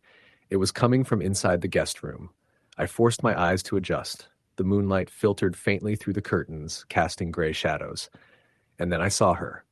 A woman, sitting on the edge of the bed, head bowed, long dark hair obscuring her face. Her clothes looked old-fashioned, an old dress, tattered and stained. Her hands rested limply on her lap. I couldn't make out any expression, but something about her presence froze me in place. "Hello?" I whispered, voice cracking. She lifted her head slowly, revealing pale, almost translucent skin and eyes wide with sorrow. She stared at me, unmoving. The temperature dropped sharply. I took a shaky step back, and she vanished. The door slammed shut behind me with a violent bang. Panic seized me. I pounded on the door, screaming, "Let me out!" But it was locked from the outside. I banged and kicked, tears blurring my vision, the sound of the storm outside fading beneath the pounding of my own heart. The bat was useless against the stubborn door. Suddenly a soft whisper. "Help me." I whirled around, but no one was there. Then the whispering grew into a low chant, indecipherable words swirling through the room like a cold fog. The air thickened, and a shadow materialized in the corner, a figure of a little girl, eyes black as voids, staring silently at me. Frozen, I watched as she raised a tiny hand and pointed toward the wardrobe. I forced myself to approach it. The door was slightly ajar. Inside, hanging on a rusty nail, was a locket. My fingers trembled as I reached for it. The moment I touched the cold metal, a sharp pain exploded in my chest, and visions flooded my mind. A family torn apart by grief.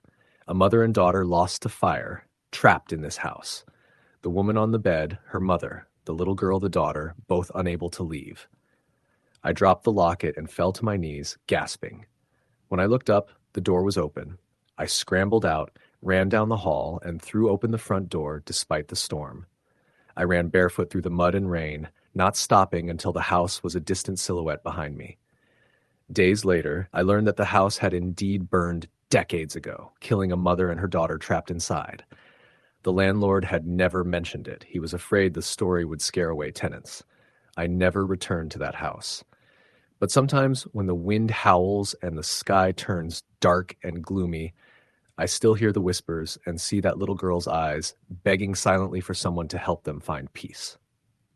Story the end. The rain started softly in the late afternoon, a distant murmur of drops pattering on the leaves, then grew steadily stronger until the sky darkened completely and the downpour slammed against the windows of the small house where I was staying. It was the kind of storm that seemed to suck all warmth and comfort from the world outside, leaving only cold, wet shadows and the steady, anxious beat of rain on tin roofs and cracked glass. The wind howled outside like a wild animal in pain, rattling the shutters and making the walls groan. Inside, the house felt fragile, too old and creaky to stand against the growing fury of the night. I had arrived just hours before, late in the afternoon, driving up from the city to this remote village to spend a few days at my grandmother's old home. She had passed away suddenly the month before, leaving the house to me as her only grandchild. It was my first time here since childhood visits long ago, and the house felt strange, like it had been waiting for me to come back. The village itself was quiet, almost deserted, most people having taken shelter from the storm early on. The narrow, muddy roads glistened under the street lamps, which flickered uncertainly in the wind. The heavy rain washed out the colors of the trees and buildings until everything was shades of gray and black. As night fell, I settled into the living room with a cup of tea, the fire burning low in the old stone hearth. The storm was relentless, the thunder growling low and steady. I tried to focus on the book in my hands, but the words blurred, my thoughts drifting. The house seemed alive with noises, the creak of settling beams, the drip of water from the leaky roof, the faint rustle of something moving outside the windows. At one point, I swore I heard footsteps on the porch above the roar of the storm, but when I looked up, the porch was empty, rain washing away any signs of passage. Trying to shake off the unease creeping in my chest, I decided to check the bedrooms upstairs. The house was old and dimly lit, and the stairs groaned under my weight. As I reached the hallway, I heard a soft sound like a whisper just beyond the door at the end of the hall. My breath caught, and I froze. The sound stopped. I told myself it was the wind, or perhaps an animal trapped somewhere in the walls. I forced my legs to move forward, passing the closed door, but I didn't dare open it. Instead, I turned to head back down when I caught a glimpse in the window at the end of the hall, a shadowy figure standing just beyond the glass. motionless, staring inside. I blinked hard, but the figure was gone. My heart raced. I told myself it was a trick of the storm, the shadows cast by swaying branches, but the fear didn't fade. I hurried down the stairs and locked the door behind me. Back in the living room, the fire had nearly died. I relit it, shaking as the flames flickered to life. Outside, the rain was falling harder, pounding the earth like a drum. Then I heard it again, a soft tapping at the window. Tap, tap, tap. I stared, frozen, as the tapping grew louder, more insistent.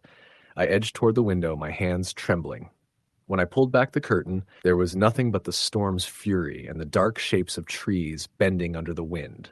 I closed the curtain, but the tapping continued, now at the back door. I crept to the door, hand on the knob, and hesitated. The tapping stopped. I opened the door a crack. The rain swept inside, cold and wet, but there was no one there, just footprints. Wet, muddy footprints leading from the edge of the porch into the woods. I stepped outside, the cold rain soaking through my clothes, heart pounding. The footprint stopped abruptly at the tree line. I turned to go back inside, but a whisper drifted through the storm. "Help me." I spun around, but the woods were empty, black and silent except for the rain. I slammed the door shut and locked it, breath coming in quick gasps. My skin crawled as the whispering grew, faint voices calling out in a language I couldn't understand. The house shuddered as if alive, the lights flickering before the power failed entirely, plunging me into darkness. I lit a candle and sat in the corner, the whispers swirling around me. Then a cold hand brushed my cheek. I screamed, dropping the candle. The flame flickered out, leaving me in near total blackness. Suddenly a face appeared inches from mine. A woman, pale and soaked, with hollow eyes and a sorrowful expression. "Please," she whispered, "find him." Before I could respond, she vanished. The storm raged through the night, but I didn't sleep. At dawn, the rain stopped. I found an old, weathered journal on the kitchen table, a diary belonging to my grandmother. Its pages told a story of loss and grief, of a brother who disappeared into the woods during a storm decades ago, never to be found. The villagers believed his spirit haunted the forest, trapped between worlds, calling for help. I never went back into those woods. But on stormy nights like this, I still hear her voice in the wind. Story the end. It was the kind of night that people in small, rural towns remembered for years. Thick gray clouds blanketed the sky, and the wind howled through the cracks in the walls like a chorus of voices trying to be heard. Thunder rumbled low, deep and constant in the background, like something huge and alive just beyond the hills. The rain wasn't falling in sheets. It was slamming down in vertical rivers, soaking the earth so fast the ditches had overflowed, and small back roads had already started washing out. Daniel Granger had grown up with these storms. He lived on the edge of Black Hollow, a village with fewer than 500 people and one gas station that sold everything from tractor fuel to canned peaches. Most houses were generational, built before electric lines were buried, and with basements dug by hand. The Granger home was no different. It stood 2 stories high with chipped white paint and a roof that needed replacing 5 years ago. Daniel lived there alone now. His father had died of cancer 4 years earlier, and his mother had followed less than a year later. He had an older brother, Josh, but he hadn't been back since their mother's funeral. It wasn't that Josh didn't love them. It was that he was afraid of the house. He always had been. That night, Daniel sat on the couch in the living room, flipping through old family albums. He was bored. The power had gone out around 8 p.m., and the backup generator had sputtered twice before dying completely. The battery-powered lantern sat on the coffee table, casting a dull orange glow over the room. The walls creaked. Every so often, something would thud softly upstairs, which Daniel attributed to loose shutters or wind-rattled windows. But at 9:17 p.m., something changed. The house didn't groan. It exhaled. That's how he described it later. He heard the deep, long breath of something in the walls. Not air escaping vents or wind rushing under the siding. This was different. It was deliberate. It was inside. He stood up slowly, listening. The lantern flickered once and then twice. He tapped it and the light steadied. The wind was screaming now, and he thought he heard what sounded like feet shifting upstairs. He called out just soft, unsure, "Hello?" Nothing answered. But the shuffling upstairs grew more pronounced. It wasn't rhythmic, like footsteps. It was more like something dragging itself. A long slide, then a pause, then another. Daniel grabbed the flashlight from the kitchen drawer and made his way to the base of the staircase. The light cut through the darkness, but the beam shook in his hand. He called out again, louder this time. Still no answer. But then the dragging stopped. For a long minute, everything was dead silent except the rain pounding the roof and the occasional growl of thunder. Daniel took a deep breath and slowly made his way up the stairs, one careful step at a time. They creaked loudly beneath him. He paused on the landing. The hallway was pitch black, but his flashlight revealed that the door to his parents' old bedroom was open. That door had been shut when he passed by earlier. He didn't want to go in there. Something in his gut, an old childhood fear, twisted inside him like a warning. When he was 10, he'd told his mom that something lived in the closet of that room.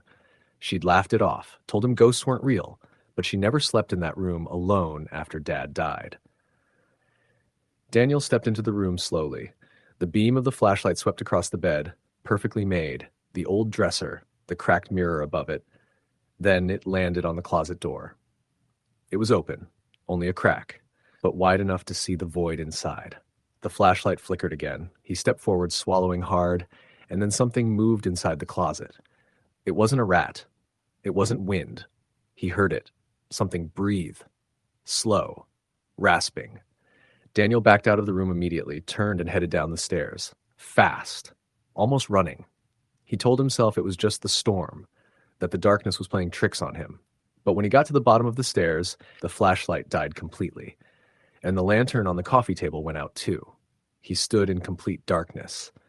The storm outside roared louder, and thunder cracked so close it rattled the window panes. Then, from upstairs, came the sound of the closet door slamming shut. He didn't sleep that night. He sat in the corner of the kitchen with a kitchen knife in one hand and a battery-powered radio in the other. At some point near dawn, the rain stopped. The wind calmed. And as light began creeping over the horizon, he finally stood up and walked outside. When he came back in later that morning, everything looked normal again. The closet door was closed. His flashlight worked. The lantern lit without a problem. He told himself it was just the storm. But that wasn't the last time it happened. 2 nights later, the rain came again. Not as hard, but steady. Daniel was in the bathroom brushing his teeth when he heard something upstairs. He stopped, rinsed, held still, the dragging sound again. He stepped into the hallway, looked up at the ceiling. A soft thud. Then his bedroom light turned on by itself. He hadn't used that room in months. He slept downstairs on the couch now. He told people it was because it was easier on his back. But deep down, he knew it was because something didn't want him upstairs. He shut the bathroom door, locked it, stayed there for 2 hours until he was sure the noises stopped. The next morning, he called his brother, told him everything. Josh didn't laugh. In fact, he went quiet. Then he said something that chilled Daniel more than the noises ever had. Mom told me once she saw a man in the mirror. After Dad died, she thought it was stress, but she swore he was standing behind her. Daniel asked why she never said anything to him. Josh said, because he only showed up when she was alone. Daniel didn't answer for a long while. That night, he slept in the truck. Weeks went by, and the house got worse. It wasn't just footsteps anymore. It was voices, whispers that came from the vents, humming that drifted through the halls when no one was there.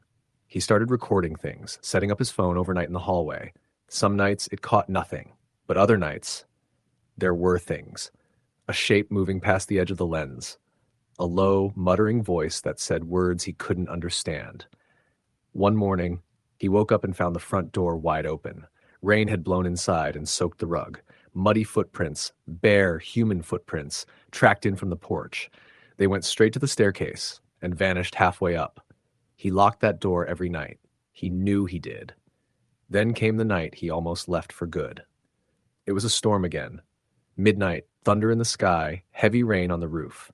He was lying on the couch, wide awake, staring at the ceiling. Then, from the hallway behind him, he heard someone call his name. Not shout, just speak. Daniel. He froze. It was his mother's voice, but it wasn't right. It had the same tone, same sound, but it was cold, empty. He stood up slowly and turned. Nothing was there. Then it came again. Daniel, come here. He backed away, shaking, and then he saw her, standing at the base of the stairs. It looked like his mother. Same dress she wore the day of her funeral, same eyes, same smile, but it wasn't her.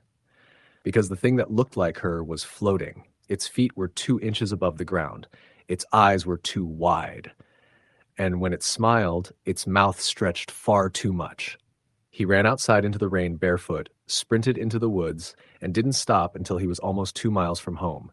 He called Josh from the parking lot of the diner in town. Josh drove out the next morning. They went back together. The house was quiet, normal, but Josh walked into the bedroom upstairs, stepped in front of the mirror, and froze.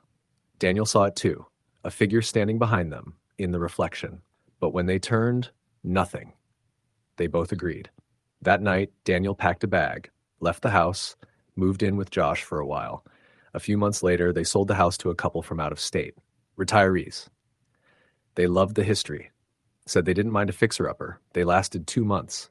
They didn't give a reason when they left. They just packed up one morning and drove away, left everything behind. Daniel never went back. The house still sits at the edge of Black Hollow, windows boarded up now. The town says it's a fire hazard, but no one tears it down. They just let it rot. Every few months, someone says they saw a light in the upstairs window, or a face in the mirror, or a voice calling their name. Story, the end. The rain had started sometime after sunset. Quiet at first, more of a mist than a downpour. By 9, though, it had built into a steady roar that drummed relentlessly on the roof of the old wooden house I was staying in. I'd only just arrived in the small rural town of Haylock that morning, intending to spend a few quiet days away from the noise and anxiety of the city. My boss had told me about the place, an old family property of his just outside of town. I could stay free of charge, he said. Just be careful with the plumbing and don't use the generator unless absolutely necessary. I had expected some creaks, some dust, and maybe a few mice. What I hadn't expected was the heavy, choking silence that fell over the house when the rain began. It wasn't just quiet. There was a density to it, like the walls themselves were holding their breath. My phone barely had a signal, and by 10:30 the power had flickered out completely. I lit the 2 emergency candles I'd found in the kitchen drawer, their flickering flames barely cutting through the thick shadows that clung to the corners of every room. There was something about the darkness in that house. It didn't feel natural. It was too still, too perfect, like something was waiting. I curled up on the couch in the living room with an old throw blanket and tried to distract myself by reading one of the mystery novels I'd brought along, but the words wouldn't stick. The storm outside had grown wilder, and the wind howled like it was angry. Branches scraped against the siding like fingernails. I told myself it was just the storm getting into my head, but that only helped so much. Sometime after midnight, I heard it, the sound of footsteps upstairs. Slow, deliberate, heavy. Not like a raccoon or a squirrel or even a branch falling. These were measured, human. I sat up instantly, heart thudding in my chest, and held my breath. The sound came again. 3 steps, a pause, then another step. Right above me, I didn't move. I didn't even blink. My brain scrambled for explanations. Maybe the house was settling, or maybe a neighbor had come by and assumed I wasn't home. But the house was far from any other property. The nearest neighbor was a 1/4 mile away through dense woods. And even if someone had come to check, why would they go upstairs first?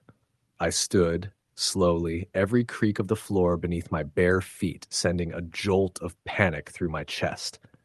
The only thing I had remotely resembling a weapon was a fire poker by the stone fireplace. I grabbed it and started toward the staircase, the candlelight flickering wildly in my trembling hand. I took each step as quietly as I could, stopping when I reached the top landing. The hallway stretched out ahead of me, cloaked in darkness. At the far end was the guest bedroom I had dropped my bag in earlier. The door to that room was closed. I hadn't closed it. I stood frozen for a moment, trying to listen. The rain pounded on the roof above, but beneath that I could swear I heard breathing. Slow, raspy. I called out, "Hello?" My voice cracked in the middle. I tried again, louder. "Is someone there?" No answer. I started toward the room, every inch of my skin crawling. I don't know what I expected to find, an intruder maybe, or some animal that had gotten in. But I knew in my bones that whatever was in there wasn't normal. As I reached the door, I placed my hand on the knob and hesitated. The metal was ice cold. I slowly turned it and pushed the door open. The room was empty. At least, that's what it looked like at first. My candlelight didn't reach every corner, but from what I could see, nothing was out of place. My duffel bag was on the bed where I left it. The window was closed. But the closet door, the one I had deliberately left ajar to make sure no critters were hiding in there, that was now shut. I took a deep breath, walked across the room, and opened the closet. Nothing. No one. I exhaled, backing up a step, and then I heard the door to the hallway slam shut behind me. I spun around, heart leaping into my throat. The bedroom door was shut tight. I rushed over to it, gripping the knob, but it wouldn't budge. It wasn't locked. It just wouldn't open. Then the candle went out. I was in total darkness.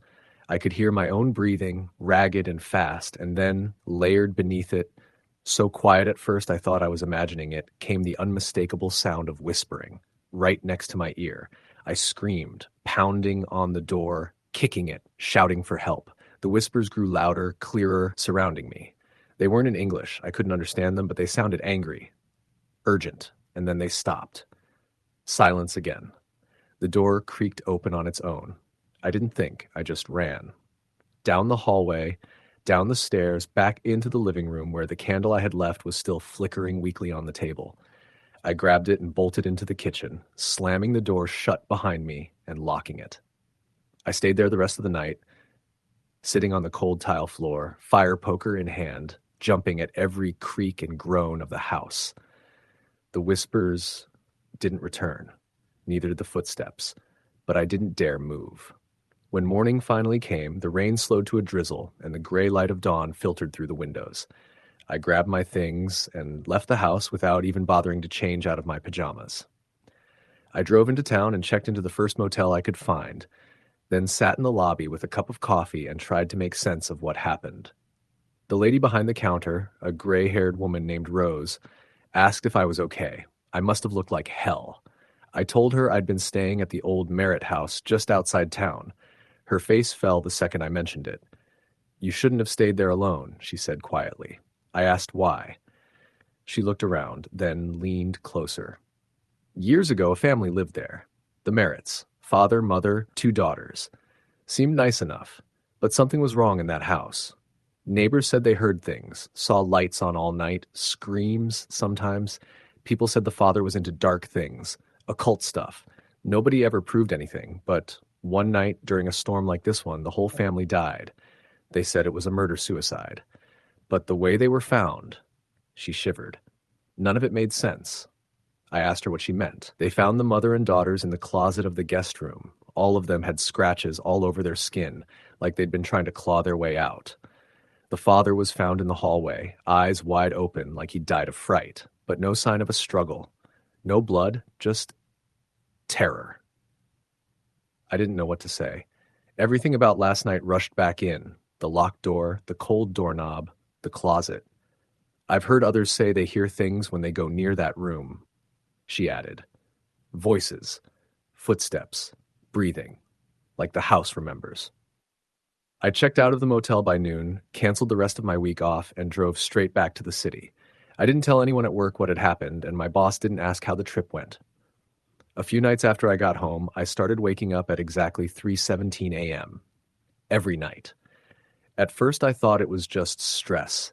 Then I noticed that every time I woke, I'd be facing the closet door in my bedroom. It was always open. I always closed it before going to bed. One night I left my phone on video mode and recorded the room while I slept. I watched it the next morning. At 3:17 a.m., the closet door slowly creaked open on its own. Nothing visible stepped out, but the sound of whispering began. And then just before the video ended, my own voice, still asleep, said, "They found us." I moved out of that apartment a week later. It's been months now. But sometimes when the wind picks up and rain lashes the windows, I swear I can hear those same whispers in the distance, closer than they should be, right outside the door. Sometimes I even think I hear footsteps upstairs, even though I now live in a single-story apartment. I don't stay anywhere with a guest room anymore. I don't sleep with the closet door open, and I don't go back to small towns in the middle of nowhere. Story. The end. The rain had been falling relentlessly since early afternoon, and by nightfall it had intensified into a full-on storm. The wind howled through the narrow valley road as I drove carefully toward the old house I was supposed to watch for the weekend. It wasn't mine. I was doing a favor for a family friend named Mr. Halvorsen, who was out of town attending to some inheritance matters. The house belonged to his late aunt, and someone needed to stay and keep an eye on it, mainly because there'd been recent reports of vandals in the area. He said it would be a quiet weekend and that I could help myself to the stocked kitchen and satellite TV. As I turned off the main road and onto the gravel driveway, my headlights caught the edges of the overgrown bushes that framed the path. The Halvorsen house stood ahead, large, Victorian style, with flaking gray paint, shuttered windows, and a wraparound porch that sagged in places. It looked like the kind of house people avoided in childhood dares. The front door creaked when I opened it, and the musty smell of old wood and forgotten time hit me immediately. I switched on the light in the entryway. Dim. The bulbs probably hadn't been changed in years. Everything inside was dark wood and heavy fabrics. Dusty bookshelves lined the hallway, and the parlor had 2 armchairs facing a cold, unused fireplace. I dropped my overnight bag on the floor and closed the door behind me. The wind was howling harder now, whistling through cracks in the window frames, and I could already hear distant thunder rolling in waves. I checked the kitchen and found the electricity working, which was a relief. I heated a can of soup and tried to settle in for the night. I brought my laptop, but the internet didn't work. The router seemed dead. No signal on my phone either. I figured I'd read until I got tired. Around 10:30 p.m., the storm really picked up. Rain slammed against the windows like handfuls of pebbles, and lightning lit up the rooms in blinding flashes, followed seconds later by loud, bone-rattling cracks of thunder. I was lying on the couch with a book when I heard something upstairs. A thud. Not like a house settling or wind, it was distinct. A definite, deliberate sound. It made my heart race. I waited, holding my breath, and then heard a second sound, something dragging, long and slow. It came from the far end of the hallway above me. I stood and strained my ears, then silence. It could have been the wind, I told myself, or maybe something had fallen in one of the upstairs rooms. I crept up the creaking staircase, every step loud in the hush between bursts of thunder. I reached the top landing and waited. Nothing. I glanced down the hallway. It was dark except for a small lamp at the end, which I'd turned on earlier when I was exploring the house. The door to the bedroom at the far end was ajar. I walked slowly toward it. When I pushed the door open, there was nothing unusual, just an old bedroom with a large, canopied bed, antique dresser, and an armoire in the corner. I checked the closet and even under the bed. Empty. I turned to leave, but something caught my eye. The rocking chair by the window was moving. Just a slow, steady back and forth. I froze. I hadn't touched it. The windows were closed. No draft.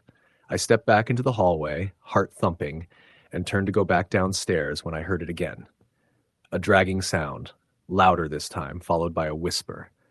I couldn't understand the words. It sounded like breath and static. I spun around. No one was there. I hurried back down the stairs and locked the front door just to be sure. The air in the house felt colder, heavier. I wrapped a blanket around myself and tried to calm down. Just old house noises, I kept thinking. But I couldn't shake the feeling that something unseen was watching. By midnight, I had given up trying to sleep and was just sitting on the couch, staring at the darkened hallway when I saw a shape move across the far wall. Like a shadow, but it had form, human form, and it moved too deliberately to be a trick of light. It disappeared into the hallway, heading toward the kitchen. I grabbed the flashlight I had brought and flicked it on, walking slowly into the kitchen.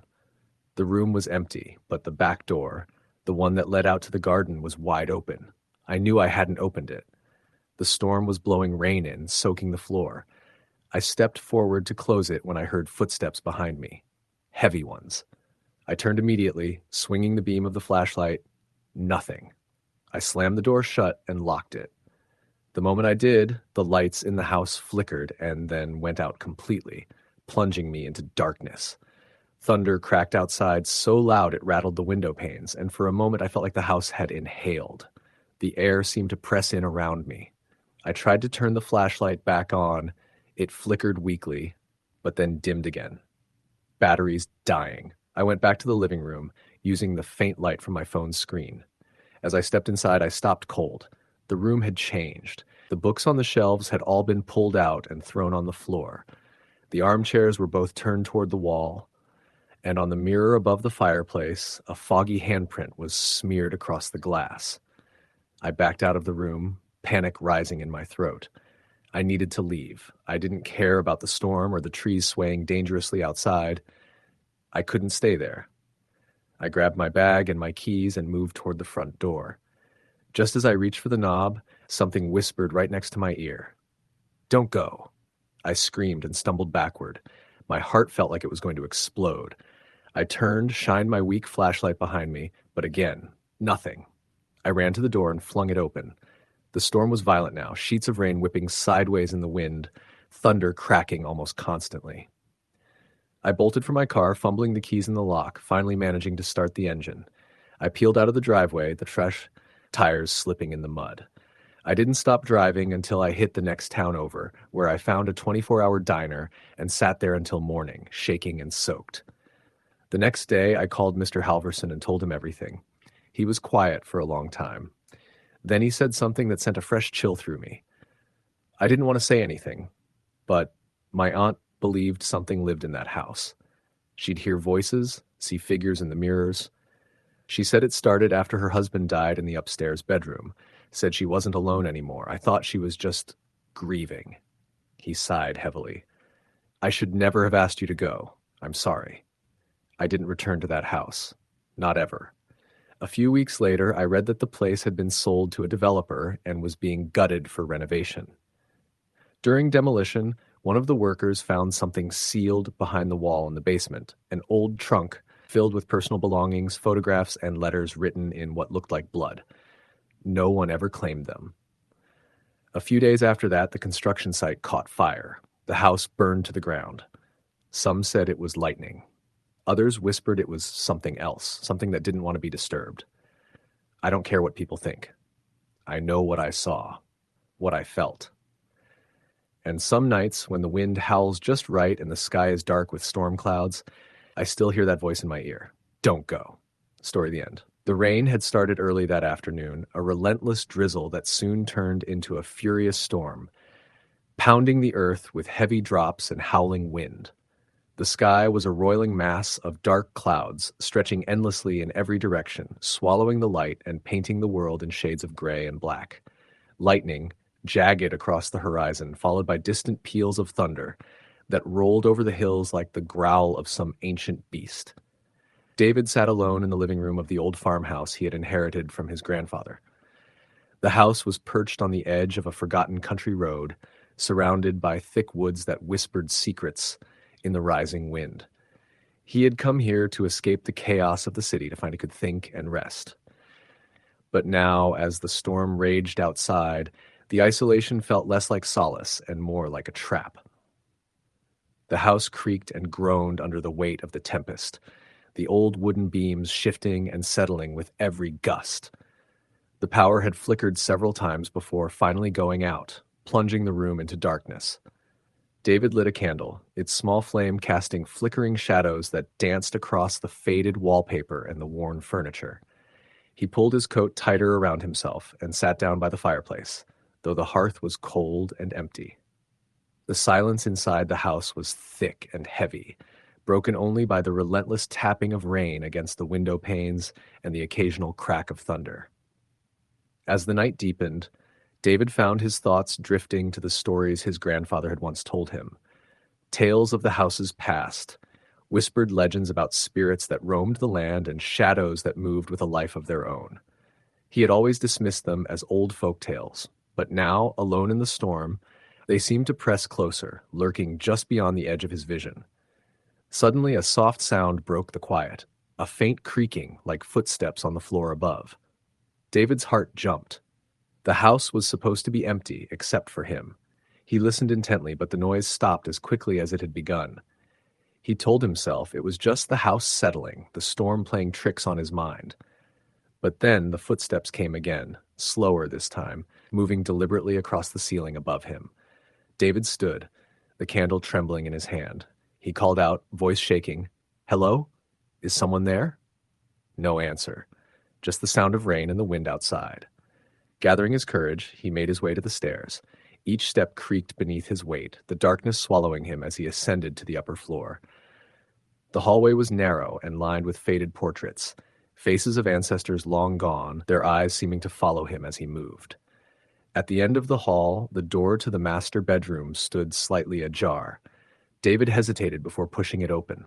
Inside, the air was colder, heavy with the scent of damp wood and something else, something faintly metallic and unsettling. On the floor lay an old leather-bound journal. David picked it up, the cover worn and cracked with age. Opening it, he found pages filled with neat handwriting, entries dating back over 50 years. As he read, the words painted a picture of a man tormented by something unseen, his great-uncle who had lived in the house decades before.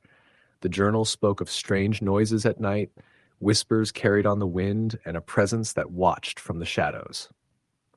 One entry chilled David to the bone. October 12th, 1970. The darkness grows heavier each night. I hear footsteps when no one is there. The shadows move with purpose. I fear I am not alone. Something waits for me in the silence. A sudden crash from downstairs startled David. He dropped the journal and rushed down, heart pounding. The living room was empty, but the fireplace hearth was cold, and the candle he had lit was now extinguished. In the flicker of a lightning bolt, David thought he saw a figure standing by the window, a pale woman in a tattered dress, her eyes hollow and sorrowful. He blinked, and she was gone. Panic surged through him as the temperature in the room plummeted. His breath fogged the air, and the walls seemed to close in. The whisper came then. Soft, urgent, impossible to ignore. "Help me." David froze, the words sinking into his very soul. Desperate, he tried to find the source. The whisper led him back upstairs, to a small door at the end of the hall he hadn't noticed before. It was a narrow staircase leading down into the basement. With trembling hands, he descended into the darkness. The basement was cold and damp, filled with the smell of earth and decay. Shadows clung to every corner. In the farthest corner stood an old rocking chair, slowly moving back and forth as if pushed by an invisible hand. David approached, his flashlight flickering. On the floor beneath the chair lay a small, silver locket. He picked it up, the metal cold and heavy in his palm. Inside was a faded photograph of a young woman and a child. A sudden gust of wind swept through the basement, carrying with it the ghostly scent of lavender and the softest sigh. The air warmed, and the oppressive weight lifted. David felt the presence once more, this time gentle, grateful. He left the house with the locket in hand, vowing to uncover the story behind it. Years later, he learned that the woman in the photograph had been his great-uncle's lost love, who died tragically young, leaving her child behind. The house, it seemed, had been waiting for someone to listen. And on stormy nights, when the wind howls through the trees and the rain pounds the earth, some say you can still hear a soft lullaby drifting from that old farmhouse, an echo of a sorrow finally at peace. Story the end.